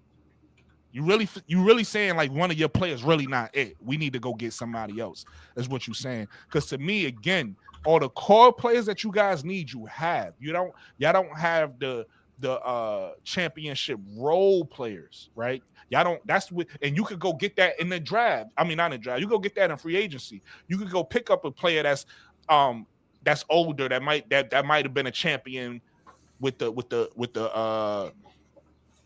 Sparks before. You might have won with the Mystics before. You might have won with. We're gonna bring all you guys in, and you guys are gonna be our role players to help us win the champion, to take it to the next level. They need the vets. That's what it is. They need the vets. That don't take a lot of money. That don't take. Y'all already did all the heavy work of bringing in the players that's gonna carry the heavy load is already there. Y'all need vets now. Y'all need high IQ players. Y'all need players that's willing to be a star on their role, play a bench. Y'all need players that's willing to get it out the mud. Y'all need players that want to go play defense. Y'all need players that know how to keep the troops calm and pressure moments and hit big shots. That's what y'all need. Y'all don't need. And they not there yet. That's my point. But that's not hard. Those players aren't hard to get. That's the cheap players in the league. You already got y'all max contract players is already on the team. Y'all not going to get a max contract player. And she's one of the most valuable assets in the league, though. So you got to get the right role player. I said Leonie Fibich is a role player, but he's one of the most valuable players in the whole league, being on a rookie contract. You got to get the right role player. Leonie Fibich is an outlier because she's a young player that made herself valuable. I'm not even talking about Leonie Fibich. Well, I'm talking about she was a rookie last year, right? Yeah, she was a rookie. I'm not talking about age wise. I'm talking about age in a. But she played in Germany for mad long, and that's cool. I don't care about none of that. I'm talking about age in the WNBA. Right, like just these other leagues don't matter. When you come to the league, that's what matters. You know what I mean? I guess my point is you got to get the right role players, and everybody in the whole league, all 12 teams are looking for those same role players, those 3-and-D shooters. And that's when I say they did. They not there yet. That's why they're over. That's why they're over in Europe to get those. Like Ija Sivka and all them. You saying they there? I'm like, that's nah. Not what I'm saying. Because I already said earlier in the show that they need to go get them. So I can't say they need to go get them and they're there. What I'm saying is it's not a difficult at this point you did the heavy lifting is what I'm saying. So to figure out the key role players is now the GMs and the coach sitting down saying, go get her. She'll fit this team. She's high IQ. She plays defense. This is what that's what I'm saying. I'm not saying that the team is complete and perfect yet. No, it's free agency right now, right?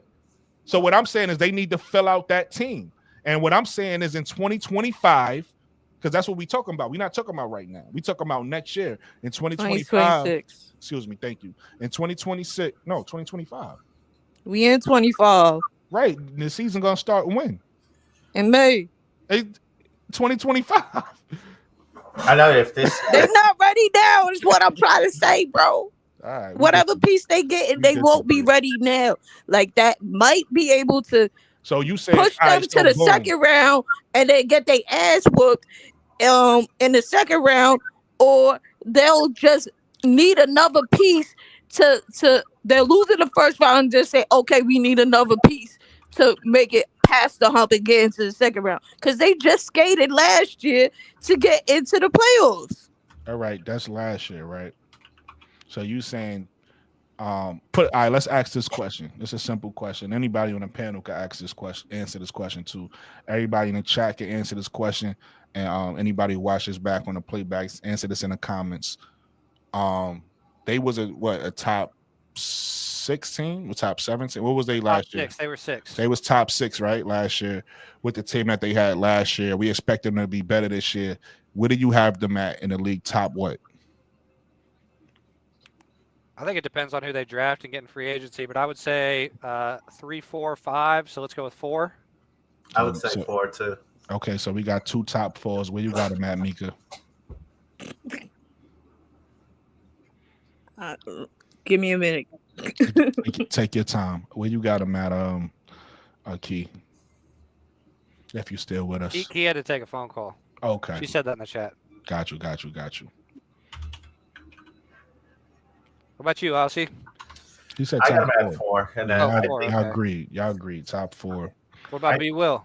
I think Liberty. B. Will. Oh, I didn't even see B. Will on the panel. My apologies. Oh, he said he got a dip though. I don't know if you still with us, B. Will. If you still with us, where you got the fever at? Top what? We'll see.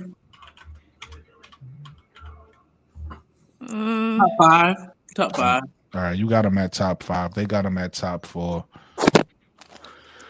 I would say if I had to think about where they should end up next year, you got the Aces, you got the Liberty, you got the Lynx. I'm gonna say Seattle. Seattle is probably still gonna be good. We don't know. I gotta say top 5 because I don't know. Tempo was this year. No, it's next year. I don't know what Phoenix got. I don't know what Phoenix is gonna do. I don't know what a lot of these other teams gonna do. So I'm gonna say I think Indiana is a top 5 team right now with they roster. I think we swept Phoenix, didn't we? I think y'all did. Where you got them at, Mika? I say 5, maybe 6, depending on health. All right, so we got top 6. We go with top 6. We got a top 6, top 5, top 4 team, and you telling me that's cool if they get bounced, if they don't make the playoffs, they get bounced out the first round. That's what you're saying. That's where our disagreement is at. That's what's going to happen. No, I don't care what's going to happen because we don't know. But I'm talking about expectations. I'm talking about what's the expectations for the team, right? So what I'm saying is expectations. If I'm looking at that team, getting bumped out not making the playoffs ain't good enough. Getting bumped out the first round ain't good enough. Making it to the second round, that's okay. I wouldn't be happy with that. That's still to me that's still a failure. With the talent that they have, right? With it being a top 5, top 4, top 6 team, losing in the second round is not getting it done to me. Doesn't it after the second round? It's the playoffs, right? Say that again. After the second round is the finals.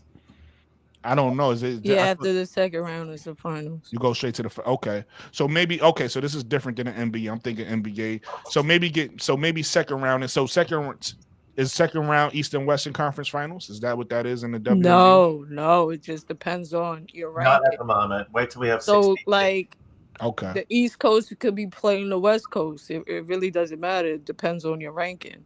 And then after the second round, whoever wins that just goes straight to the finals.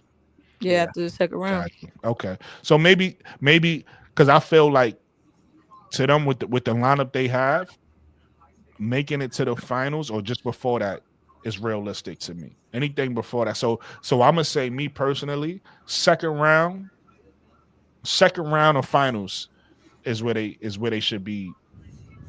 Is where they should feel comfortable making it. So anything before that. So losing in the first round is a failure to me.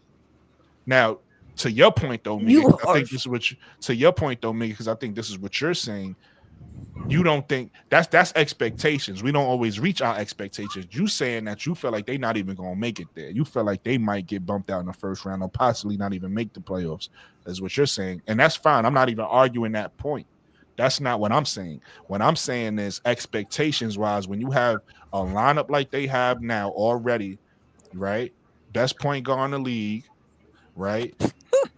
got. I'm not saying she's the best. That's not my opinion. I'm just saying, like, again, this is a Fever fan show. This ain't a Liberty fan show. This ain't a Sky fan show. Like, I'm not speaking from I'm speaking from the thought mindset of a Liberty fan, Liberty, Fever fan, Fever coach, Fever GM, right? When you as a person that waited 27 years, I'm sorry to cut you off. If they don't make it to the playoffs because they not gelling right or there's some injuries, that's not an L. That's nothing for you to put your head in the sand for. That's all I'm trying to say. All right. I don't know why. I'm sorry. I took plenty of L's, so I'm used to this. Yo, if Caitlin got hurt next year and they end up like being terrible, and we could end up getting like a top pick in the 2027 draft, and got like a Juju or something, I wouldn't even be mad at that, bro. Not mad. We got Juju and Caitlin. Yeah, I mean, of course, nobody's gonna be mad at that, but that means now somebody is definitely leaving. What about also that is like doing a trade to just get a trade pick, and then you trade with a team that's terrible. Then you have a chance at Flage or Juju. Yeah, but I mean, hopefully their GM would be not that stupid. But I mean, I would try to do it. I mean, because the 2027 draft is loaded. That's what I'm excited for as well. So, didn't the Sparks just have it? No, it was Dallas that had it with Chicago Sky. Yeah. Well, they needed to trade up to get Angel, though. You ain't mad that you got Angel.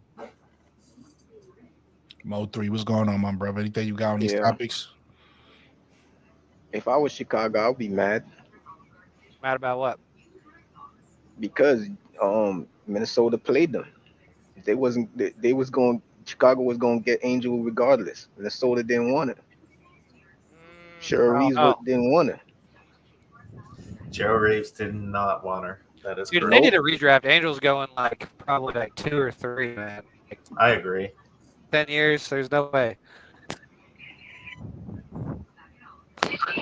See, Reeves likes players that's going to play in her system. If you're not going to play her style of basketball, and you too much of a like like a distraction, she not rocking with you.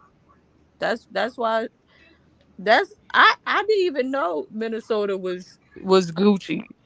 But everybody was like, "Oh, we snuck it." I'm like, "No, y'all didn't. Y'all have a good coach, and you got a great sound like players. So why are we shocked? I'm not shocked.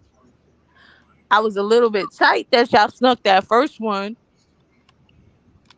in the championship against my Liberty. MO3, I agree with you that the Lynx wouldn't have drafted Angel, but I think that they would have traded the pick to a different team. They would have did what? They would have traded that pick to a different team. The 7th Yeah, pick they got Angel. They not drafting. yeah. Yeah. She wanted to do that. They wanted to trade that pick Right, because that's why this guy got her. because they didn't really see anything left in the draft at that point That was good for their team. that they valued that much. Right, but it's good that the Sky got Angel because they'd be in a whole nother situation if some other team had got her. You know what I'm saying? Yeah, but in hindsight, they would have got it regardless because they only went up one spot. Yeah, but I'm saying that They the would have Lynx got it would have regardless. traded it to a different team, though. They would have traded that pick to a different team that would have drafted Angel. Who was Will going to you draft think the Angel? Sparks? No. I'm gonna be honest with you, man. Like I love Angel, but none of them GMs really believed in her. Oh Even wow! That's hard even to say. I mean, I'm not there. even Jeff Wow! didn't even really want her. It was Teresa Weatherspoon that was pushing for her. I I mean, if think she you would have didn't good. want Angel, you They don't really didn't. know ball though. Like, The GMs didn't believe that her game would translate. I They think she didn't would have believe in did her. No great one in believed in her. Connecticut. She could have did great with the Sparks. There's a Mikachu, couple of teams she could have done great in. Hey, Mikachu, Brooklyn, there is a hold video on, out really there quick. where Teresa was- Hold on, really quick. Mikachu, somebody asked you a question in the chat, bringing your attention to it. you think Lexi Hall would thrive on the Liberty? Mikachu. Lexi, oh, I don't know, shorty. There you go, Wody Mac. That shit. I don't think she would. I think she would. So now somebody was asking me a question. What you asked? Somebody called me before when I was asking that question. I don't know who it was. Sure, I would never. There was a video out there of Teresa Weatherspoon hitting the GM on the back net when they got Angel. Yeah, that's true. Sure, would have never played Angel. Sure, would have. Yeah, that's a fact. That's a fact. The GMs didn't think her game would translate. They was like, ah. Then they need some new GMs. That's kind of my response. Like I knew she would translate. That is true though, but she wasn't a GM at the time, Carmelo. I don't think Lexi Hall would. It's hard because I hardly saw her game because I was focusing on Caitlin. I don't think it would translate as much if she's a solid defender. Then yeah, but the Liberty, their game more is of, I would say, like fast-paced shooting and having everybody facilitate to make sure the right person gets the ball. So I'm not sure. I think she'll be somebody that will come off the bench though. With Oh, definitely. 5 points, 2.5 rebounds, 1 assist per game. Yeah. She's a streaky shooter and a good defender. I mean, if she's making shots, you play her. If not, you benching her. Yeah.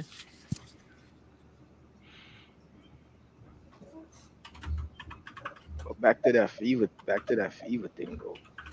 It's crazy to say that wouldn't be a failure if they don't make it at least to the second round. They got 3 All-Stars. Y'all thinking about NBA? Stop it, Five. No, No, no, I really no, wasn't. no. I I'm made thinking about the yeah, WNBA. I messed They up got the 3. round. They Stop have it, 3. I They get have Five. that, 3 but All-Stars on their team. On the team, Stop it.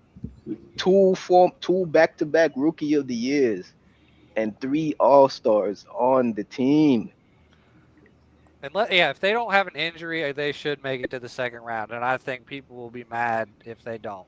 I don't know if they'll be calling for people's heads because it's their yeah, Caitlin's that's second remember year. what I People gonna be said. butthurt regardless. No. Remember what I said? I said it's gonna take about 2 or 3 years for they start calling for people head because they still young. That's what they Because there's have, only 3 rounds in the playoffs: the first round, second round, and and the then the finals. finals. So if they don't make the playoffs, that would be an L. But I would not be butthurt if there's injuries.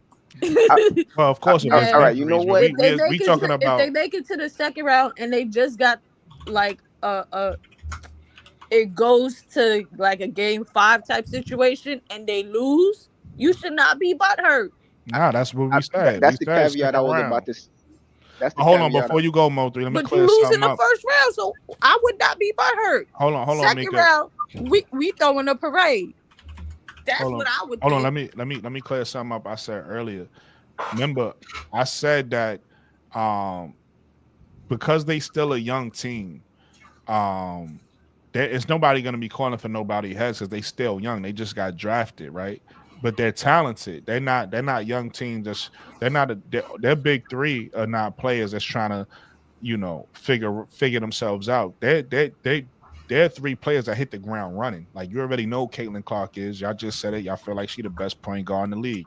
Kelsey Mitchell is Kelsey Mitchell, and Aaliyah Boston is an all-star, right? And she, you could argue that she had a slow start to her second season, but Aaliyah Boston figured it out early. Like she's a good big in this league.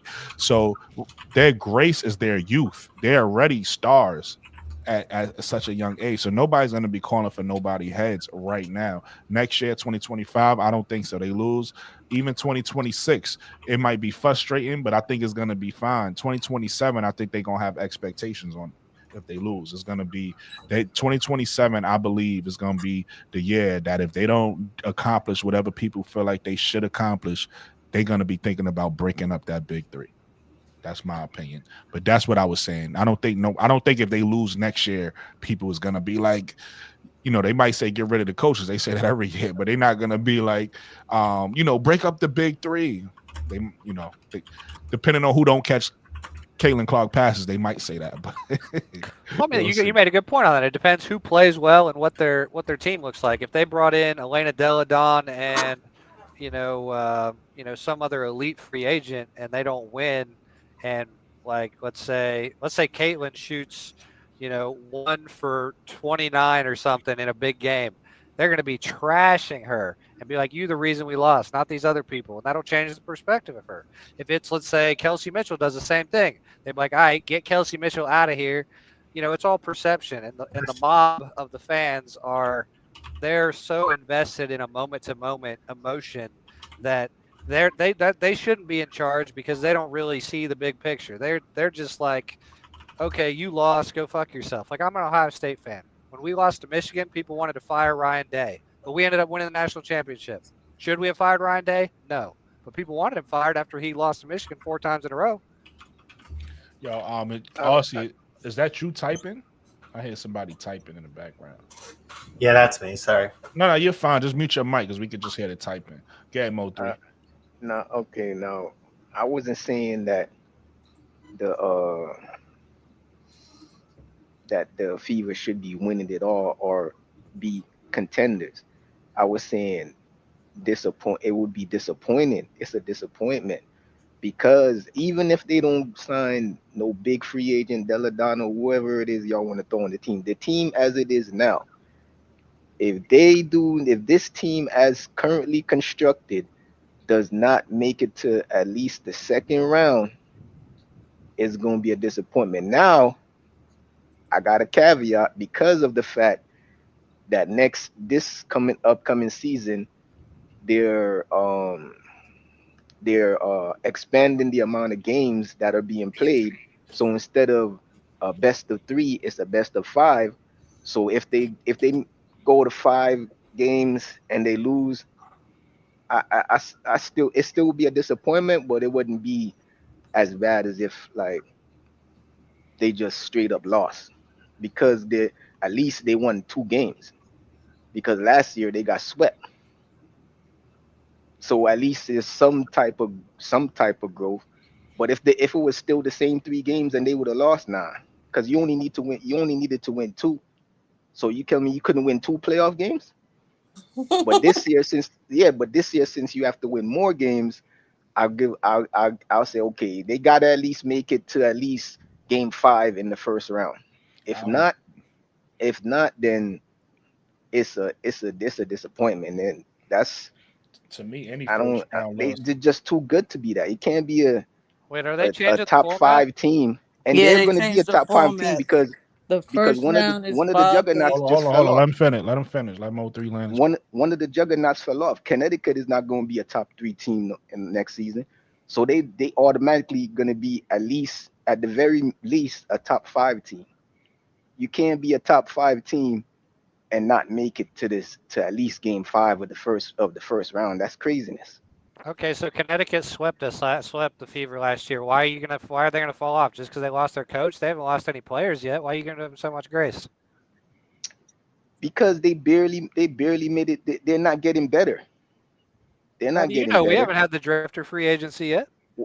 What's their main deficiency? Well, that's a great question. Connecticut gets The main very deficiency is flustered. scoring. Gets very They have flustered they have towards the problems end. They scoring. have solid defense, Yeah, and when somebody plays the same style that they play and smacks them back in the mouth, they have nothing to bounce back, because all you have is what, Alyssa Thomas as your juggernaut. I would say depth is their biggest issue. I think they need a real no. solid floor general. The biggest deficiency is scoring. They go through a lot of scoring lows.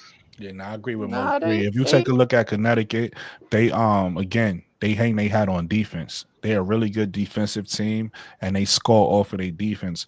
But they don't, and that's why that was actually a good matchup between Indiana and Connecticut, because Indiana, as you can see in that game too, Polar opposites. and in that game too, Connecticut was at risk of losing because they wasn't, they couldn't generate no offense. Now, at some point, Indiana got cold, and once Indiana got cold, and it was nothing, Indiana could do because they can't defend, right? So Connecticut was able to get the plays that they wanted to go. But yeah, Connecticut is a team that can be beat against a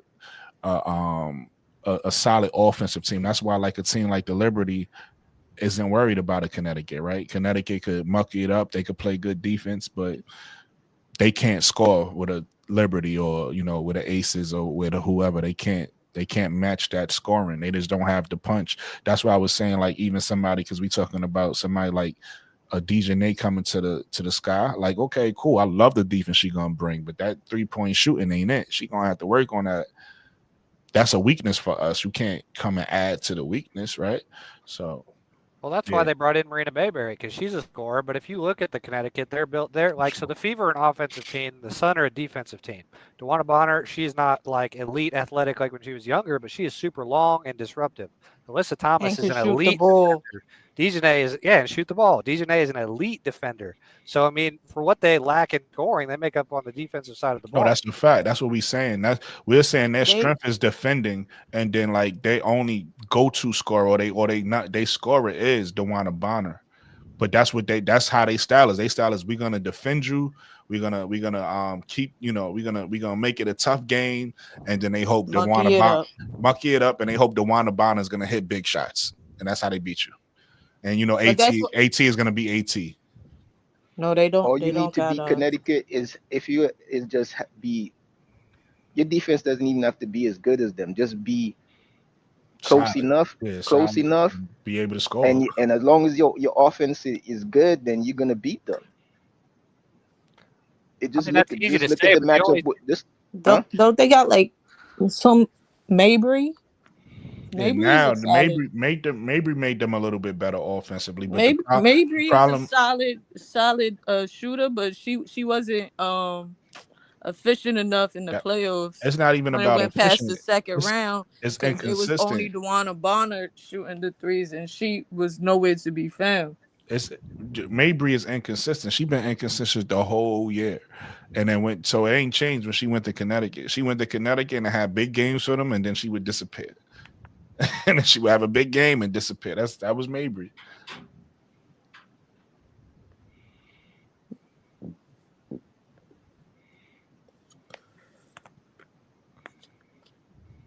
So who you guys got winning the championship next year? I think I got Liberty. the Liberty repeating. Yeah, Minnesota. I think they'll be on a revenge tour, kind of like when San Antonio MVC. lost I to got the Aces. I ain't gonna the hold Heat. you. The Aces. Oh, I don't know about the Aces. Why do you think the Aces? it, It's I don't 7-game think depends. series, I don't so think the that's Aces. gonna be crazy. If they I get don't. Lloyd and BG, it's a wrap. Yeah, I don't. I think Asia want revenge. I don't think the Aces is done. Everybody writing the Aces off like, oh, y'all got beat. It's over. No. No. The Aces wasn't fully healthy. That's why they Nah, didn't go back. Well, first of all, they was playing like ish in the beginning of the season because of injuries, and then they've winded up going up against the Liberty in the second round, but they had injuries, so that's why they wasn't at 100%. Like they couldn't three-peat or whatever.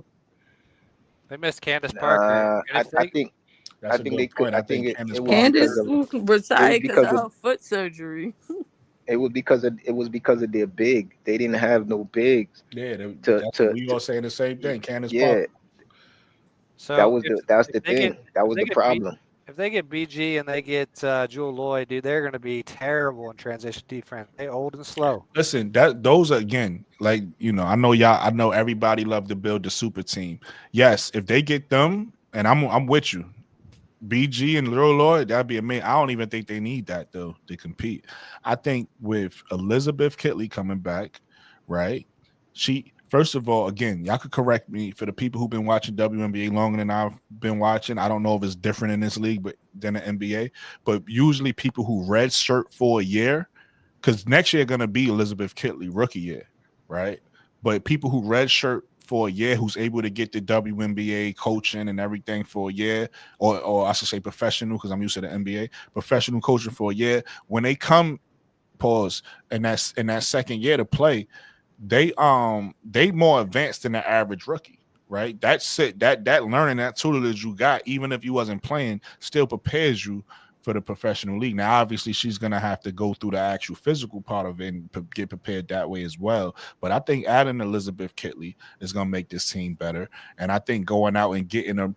Let's just say again, I said this on the Aces broadcast that I did. Maybe a Nalyssa Smith, right? Maybe a Nalyssa Smith goes there, or a Monique Billings goes there, or a Natasha, somebody who could play that for Asia, right?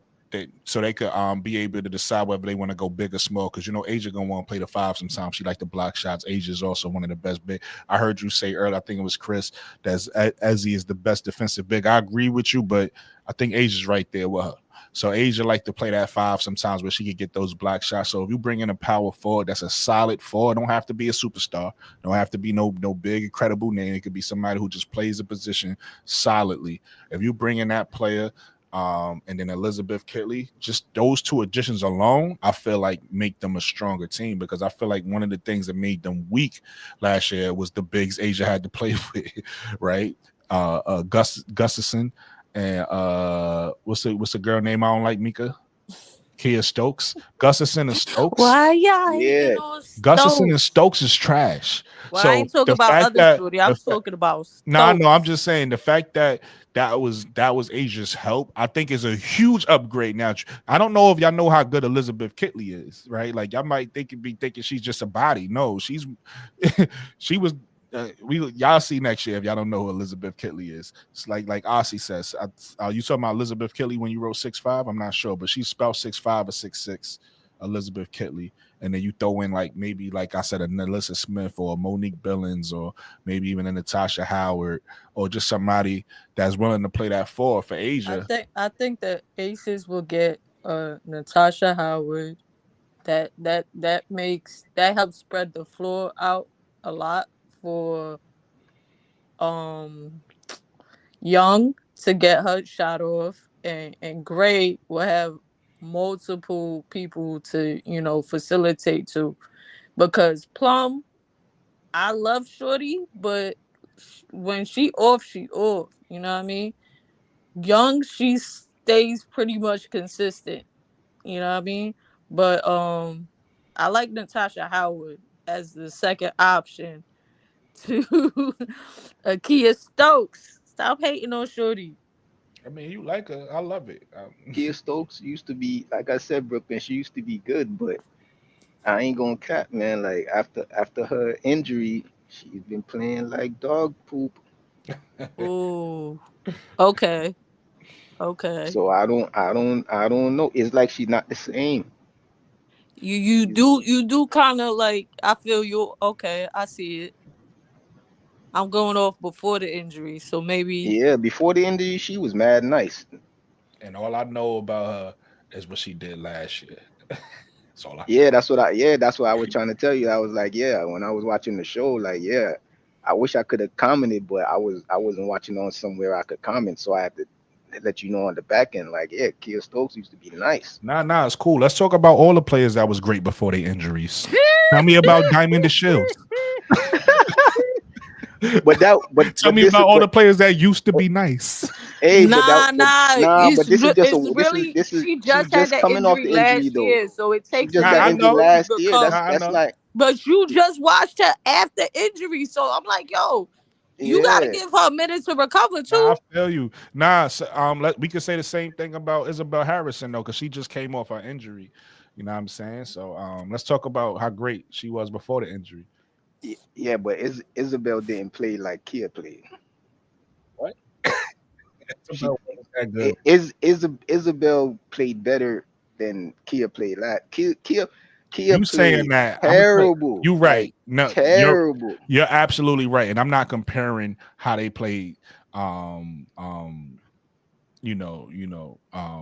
even like equally. But what I'm saying is Isabel ain't And, played it. Even if she and has is a and couple good games, a couple more good but games, she and didn't play Isabel that well. and But what I'm and saying Isa is we could blame her injury too. another thing with Isabel, she came back from her injury before the season started. Kia Mhm. did it. I don't care. Why y'all putting all these caveats on things I don't care about? The girl played trash. Y'all I'm said just saying y'all sitting there trying to get me to but you try to but she compare the two The though. but Aces I'm She had not a came back whole from I'm bunch not of injury comparing. injuries. She mid-season. was I'm one of comparing. them. I'm only Off thing the I'm championship that they won, where they disrespected us on our home court. And yes, Karma bit them in the ass. She played like shit. Yes, the last season, I feel you, but she's a good player. okay. And all I'm saying is all I'm comparing is how people played after their injury. I don't care about anything else. How they played after their injury. And I never seen Kia before the injury, so all I could go off of how she played after the injury. Now she might come out next year and be an all-star. Then I'm gonna change my mind. I don't But know from what about I that, man. saw, She don't look the same. that's what I'm saying. I just got to go from what I saw. Uh, That's it. And have a little I faith, don't think. Brooklyn. I Have don't a think. little Put it faith. to you like this: you saying that because you're a Liberty fan? Because I think if Kia Stokes stays there, Asia don't never win a championship again. What? I was tight when That's the how I Liberty let feel. Kia Stokes go to So the get her Aces. back. What is you Take her talking back because about? don't I nobody was want her. rocking with Shorty. I was Ask tight them when to the get her Liberty back let because her don't go to the nobody want Aces, and then Kia she won a Stokes. championship the Don't next year. nobody want her but you. I'm not. I'm saying she a good player, and I said for the Aces, she's a solid backup. But the Aces had multiple injuries, Man, I'm trying to get Asia another championship. and Kia, she. Kia gotta Listen, go. no, not off my Liberty. But if my Liberty got some injuries, they could win another chip. Not off my Liberty's back though. I don't want to see that again. Yeah, I don't want to see that again. Damn, Diamond hurts though because Diamond. That's a fact. I went back and researched Diamond, so I know how nice Diamond was. That's why I was joking when I said I was being facetious, but I know how Diamond was one of them. Yeah, I think Kia might have one of those diamond injuries where she not gonna be the same anymore after it. She just because Listen, it's one Is it don't thing. just tell a It's that one to regular thing. Mika foot because injury Mika or feel like she Achilles? Because nice. if it's that, then I'm with you, Brooke. But no, Nah, I think it was just a foot injury. Okay, And yeah, and those are the worst injuries for and bigs. and but Candace Parker came back and started balling. but Come on, we but don't use the Candace exceptions to the Parker, rules. Candace Parker's What? Candace. Candace Parker was her teammate at the time. So you telling She's me an she can't give exception her to the the jewels rule. in Yeah, order but to correct me if I'm play wrong. properly or get the Mika, proper trainer? Mika, correct me if I'm wrong. Kia Stokes ain't never been as good as a Candace Parker. So why we bringing that up? Because they was teammates and So she could what? drop jewels in order for them to win another championship. Kobe was teammates with Smush Listen, Parker. listen. This is how you could tell It's work when ethic, like you just said before. this is how you could If tell when you it's a know no go. somebody would take the information that you give them and run with it, then you know that person is a good player. She's a solid defender. Granted, her scoring is probably Sports said all Kia average was 2 points. because she played solid defense. Nah, she wasn't there for scoring. She was there Now for she defense. exactly. That's Sports.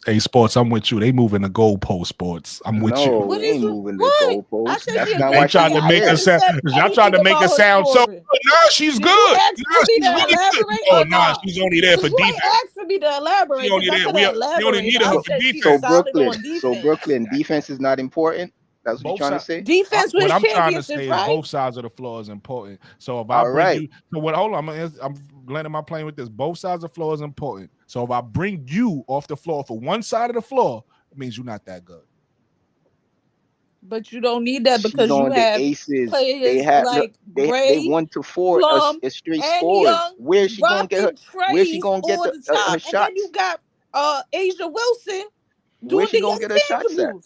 Let me ask you a So question. Y'all why do feel, you yeah, need let me somebody? hold You on. Let me ask you always need basketball somebody that's a question. dog. Hold on, let me ask you basketball gurus a question. Y'all familiar with a guy by the name of Shane Battier? Yes. He played defense, right? Yes, sir. But he wasn't only on the floor for defense, was he?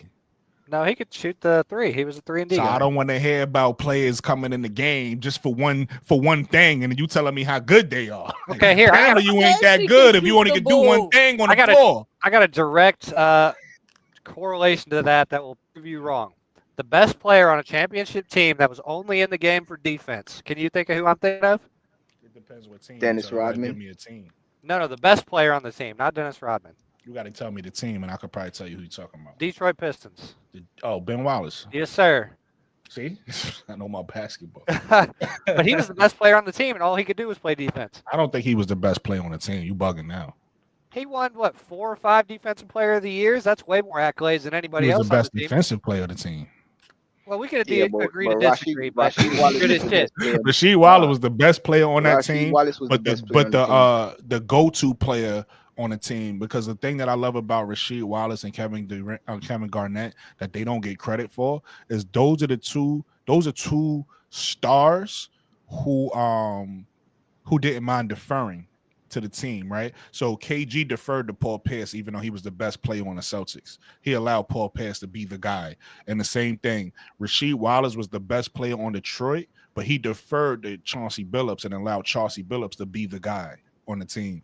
But that team, see, with a team like you talking about, Chris, that team, it doesn't matter who was the best player because neither that team needed each and every one of those pieces to win, though.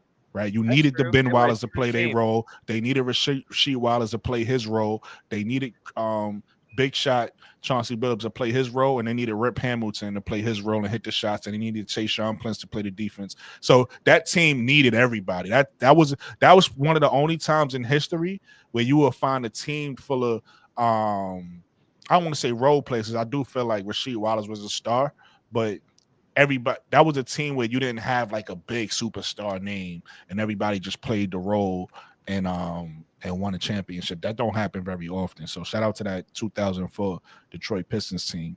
But it sounded like Kia Stokes wasn't even Ben Wallace. Oh no, hell no.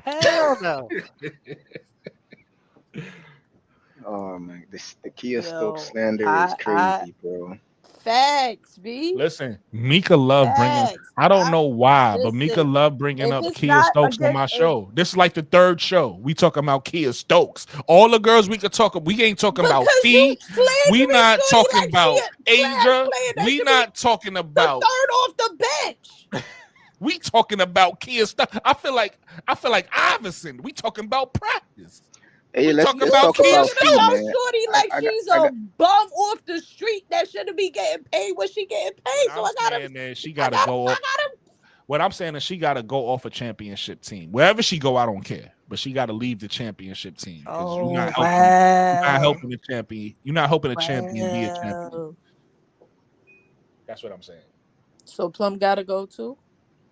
Plum don't gotta go because Plum is proven. But if they want Plum to go, if they tired of her, then yes. Or if Plum is tired of being on that team, then she could go. They just have to replace her. Teams retool all the time. That's part of sports. But Plum actually did things to win games, right? Kia Stokes did things to lose games. What? Did you? Okay, because you did not see the championship game. I'm not talking about the last two. No, I did watch it. I did watch it. I do remember. I did watch that. I wasn't a WNBA fan then, but I did watch the finals. And I did see her get hurt and all that. I don't really care. Like y'all living off the past and nostalgia. I don't care. I'm going off of what happened last season. And the Aces was trash this year because of injuries. In the beginning of the season. All right, let's move on, man. Let's agree to disagree. Thank you, Mo 3. We could have been here forever. I was about to dip off, and then we started talking about the Aces. That's a fact. I saw you in a private house. I'm like, let me talk about my second favorite team and bring up Kia Stokes again to let you know. Is it Chicago? Is it Aces? Come on, you no, got it's a new Liberty team all every day, day. every day to the Cavs. I know it's Liberty. We know Brooklyn. that, but you got another favorite team every day. Fact. But what I was saying was when my Liberty was trash because I waited 27 years for this championship. Up that 27 years. I was rocking with the Aces. I got the Liz Cambage jersey in my closet. We got to do something for Mika where we can celebrate the 27 years because obviously that I was in the trenches. We bring that shit up every show too. Tears was dropping. Why she argue with B? Her and B saying the same thing, but she was just like, it ain't been 27 years though. Both of them was arguing about not ever having a number one pick forever. But it ain't been 27 New years. York Liberty never had a number one pick until 2020. That was it. How many years was it? Okay, 20, like 24, 23. I don't know. So Mika, you're a Liberty fan. You said you're 27 years old, but you grew up in Detroit. How'd you become a Liberty fan? I never grew up in Detroit. I was born in Brooklyn, raised. I thought you said you were from Detroit. My bad. Nah, I ain't hear that either. I don't know what you were. Born and raised in Brooklyn, New York. Okay, all right. So just been a Knicks fan first, and then the Liberty came over, and that's been my team. Heard. They need to bring back the Detroit Shock. Hey, listen, I'm gonna add a bro. Hold on, really quick. Hold on, really quick. Chris, where you from? Ohio State. I'm gonna give you a little. I'm gonna give you a little bit of Brooklyn. It's not heard. It's heard you. If you say that's how. Where I'm from is heard. No, I know. I'm trying to give you a little New York, okay. so you can have people being like, you know what I'm saying, you can throw people off a little bit. So if you say heard you, that's a little New York lingo for you. Just letting you know. Is that specifically from Brooklyn? Like no. That's five boroughs. That's a New York slang. That's a New York slang. Yeah, there you go. You sound perfect. Heard you. That and you could say that anytime. Somebody just that's just a response. Somebody just say anything to you. You could just be like, heard you. That's a New York response. Just letting That's you not know. even really New York. That's like a tri-state thing because people in Jersey be saying the same thing. Okay, I never Heard you. MO3, you Jersey guy? No. Are you a New York guy? Yes. Okay. I wasn't trying to offend you. Damn, I People just from asked New you that. York move out of state. But look, when So he said stop yes, it. hey Chris, when he It said yes, originated in New York, though. but look, Chris, when he said yes, all you had to do was hit him with a heard you.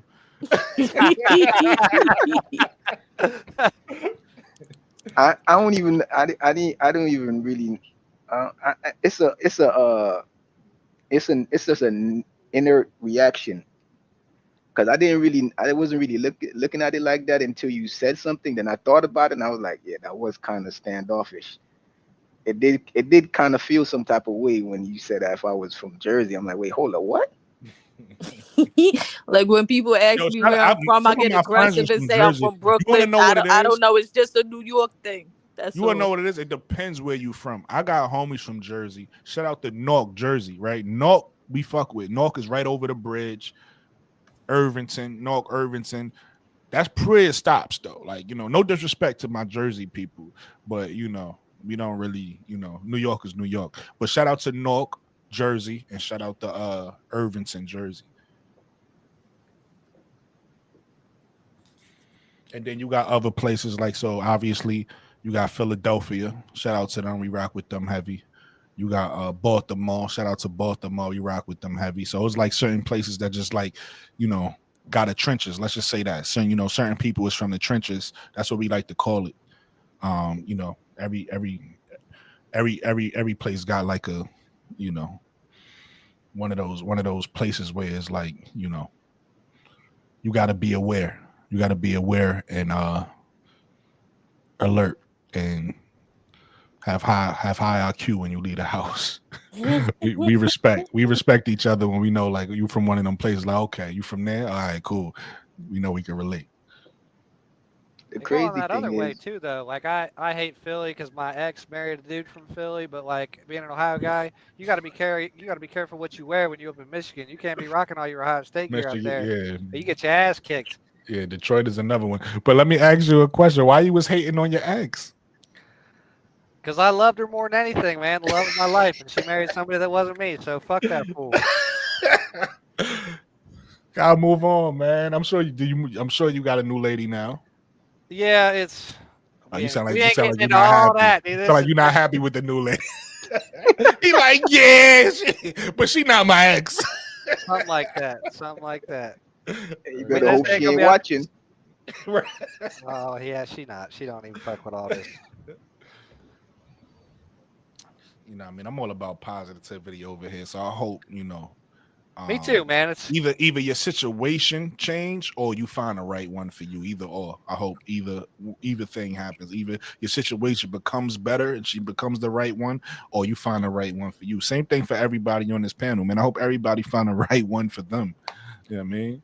I know God is real, so God got my back. You just got to put it in His hands and just be a good person and let all the good deeds you do for other people, let that karma come back and boost your life up, man. That's it. I respect that. That's real. But listen, man, I think this was a great show. I had fun with this one. We definitely got off topic a lot this show, but it was a fun off topic. Shout out to the Fever fans that's gonna watch us on the playback. Shout out to the 2 Fever fans on the panel. Honestly, shout out to you for being the first time. This is your first time on my panel, at least. I don't know if you came up on anybody's panel, so shout out to you for coming up and talking about the Fever. Chris, you already know you came up on my last show the first time, so shout out to you. Yes, sir. It's nice to be here, man. You run a good show, sir. Thank you, man. And listen, y'all make it. Y'all bring the energy y'all bring to it, make it even better, right? Like it's a team. We do this together. So I appreciate what you guys bring to the show and the conversations that we have. Shout out to everybody in the chat that pulled up. Shout out to everybody that was watching us. Shout out to everybody who's gonna watch me on the playback. I hope everybody subscribed. I hope everybody liked. Even if you took your time to see if you enjoyed the broadcast, I hope you hit the like button. If you didn't, please, everybody hit the like button. Subscribe. I'm gonna be doing I might, Amika True said that she want me to do the link, so I'll probably do the link show soon. But I really want to get into the Dallas too, since they got the first round pick. I think Dallas might be a good conversation. So that might be links, Dallas. I ain't really figure it out yet. That might be where I go next with it. But I appreciate everybody for tuning in and supporting the show.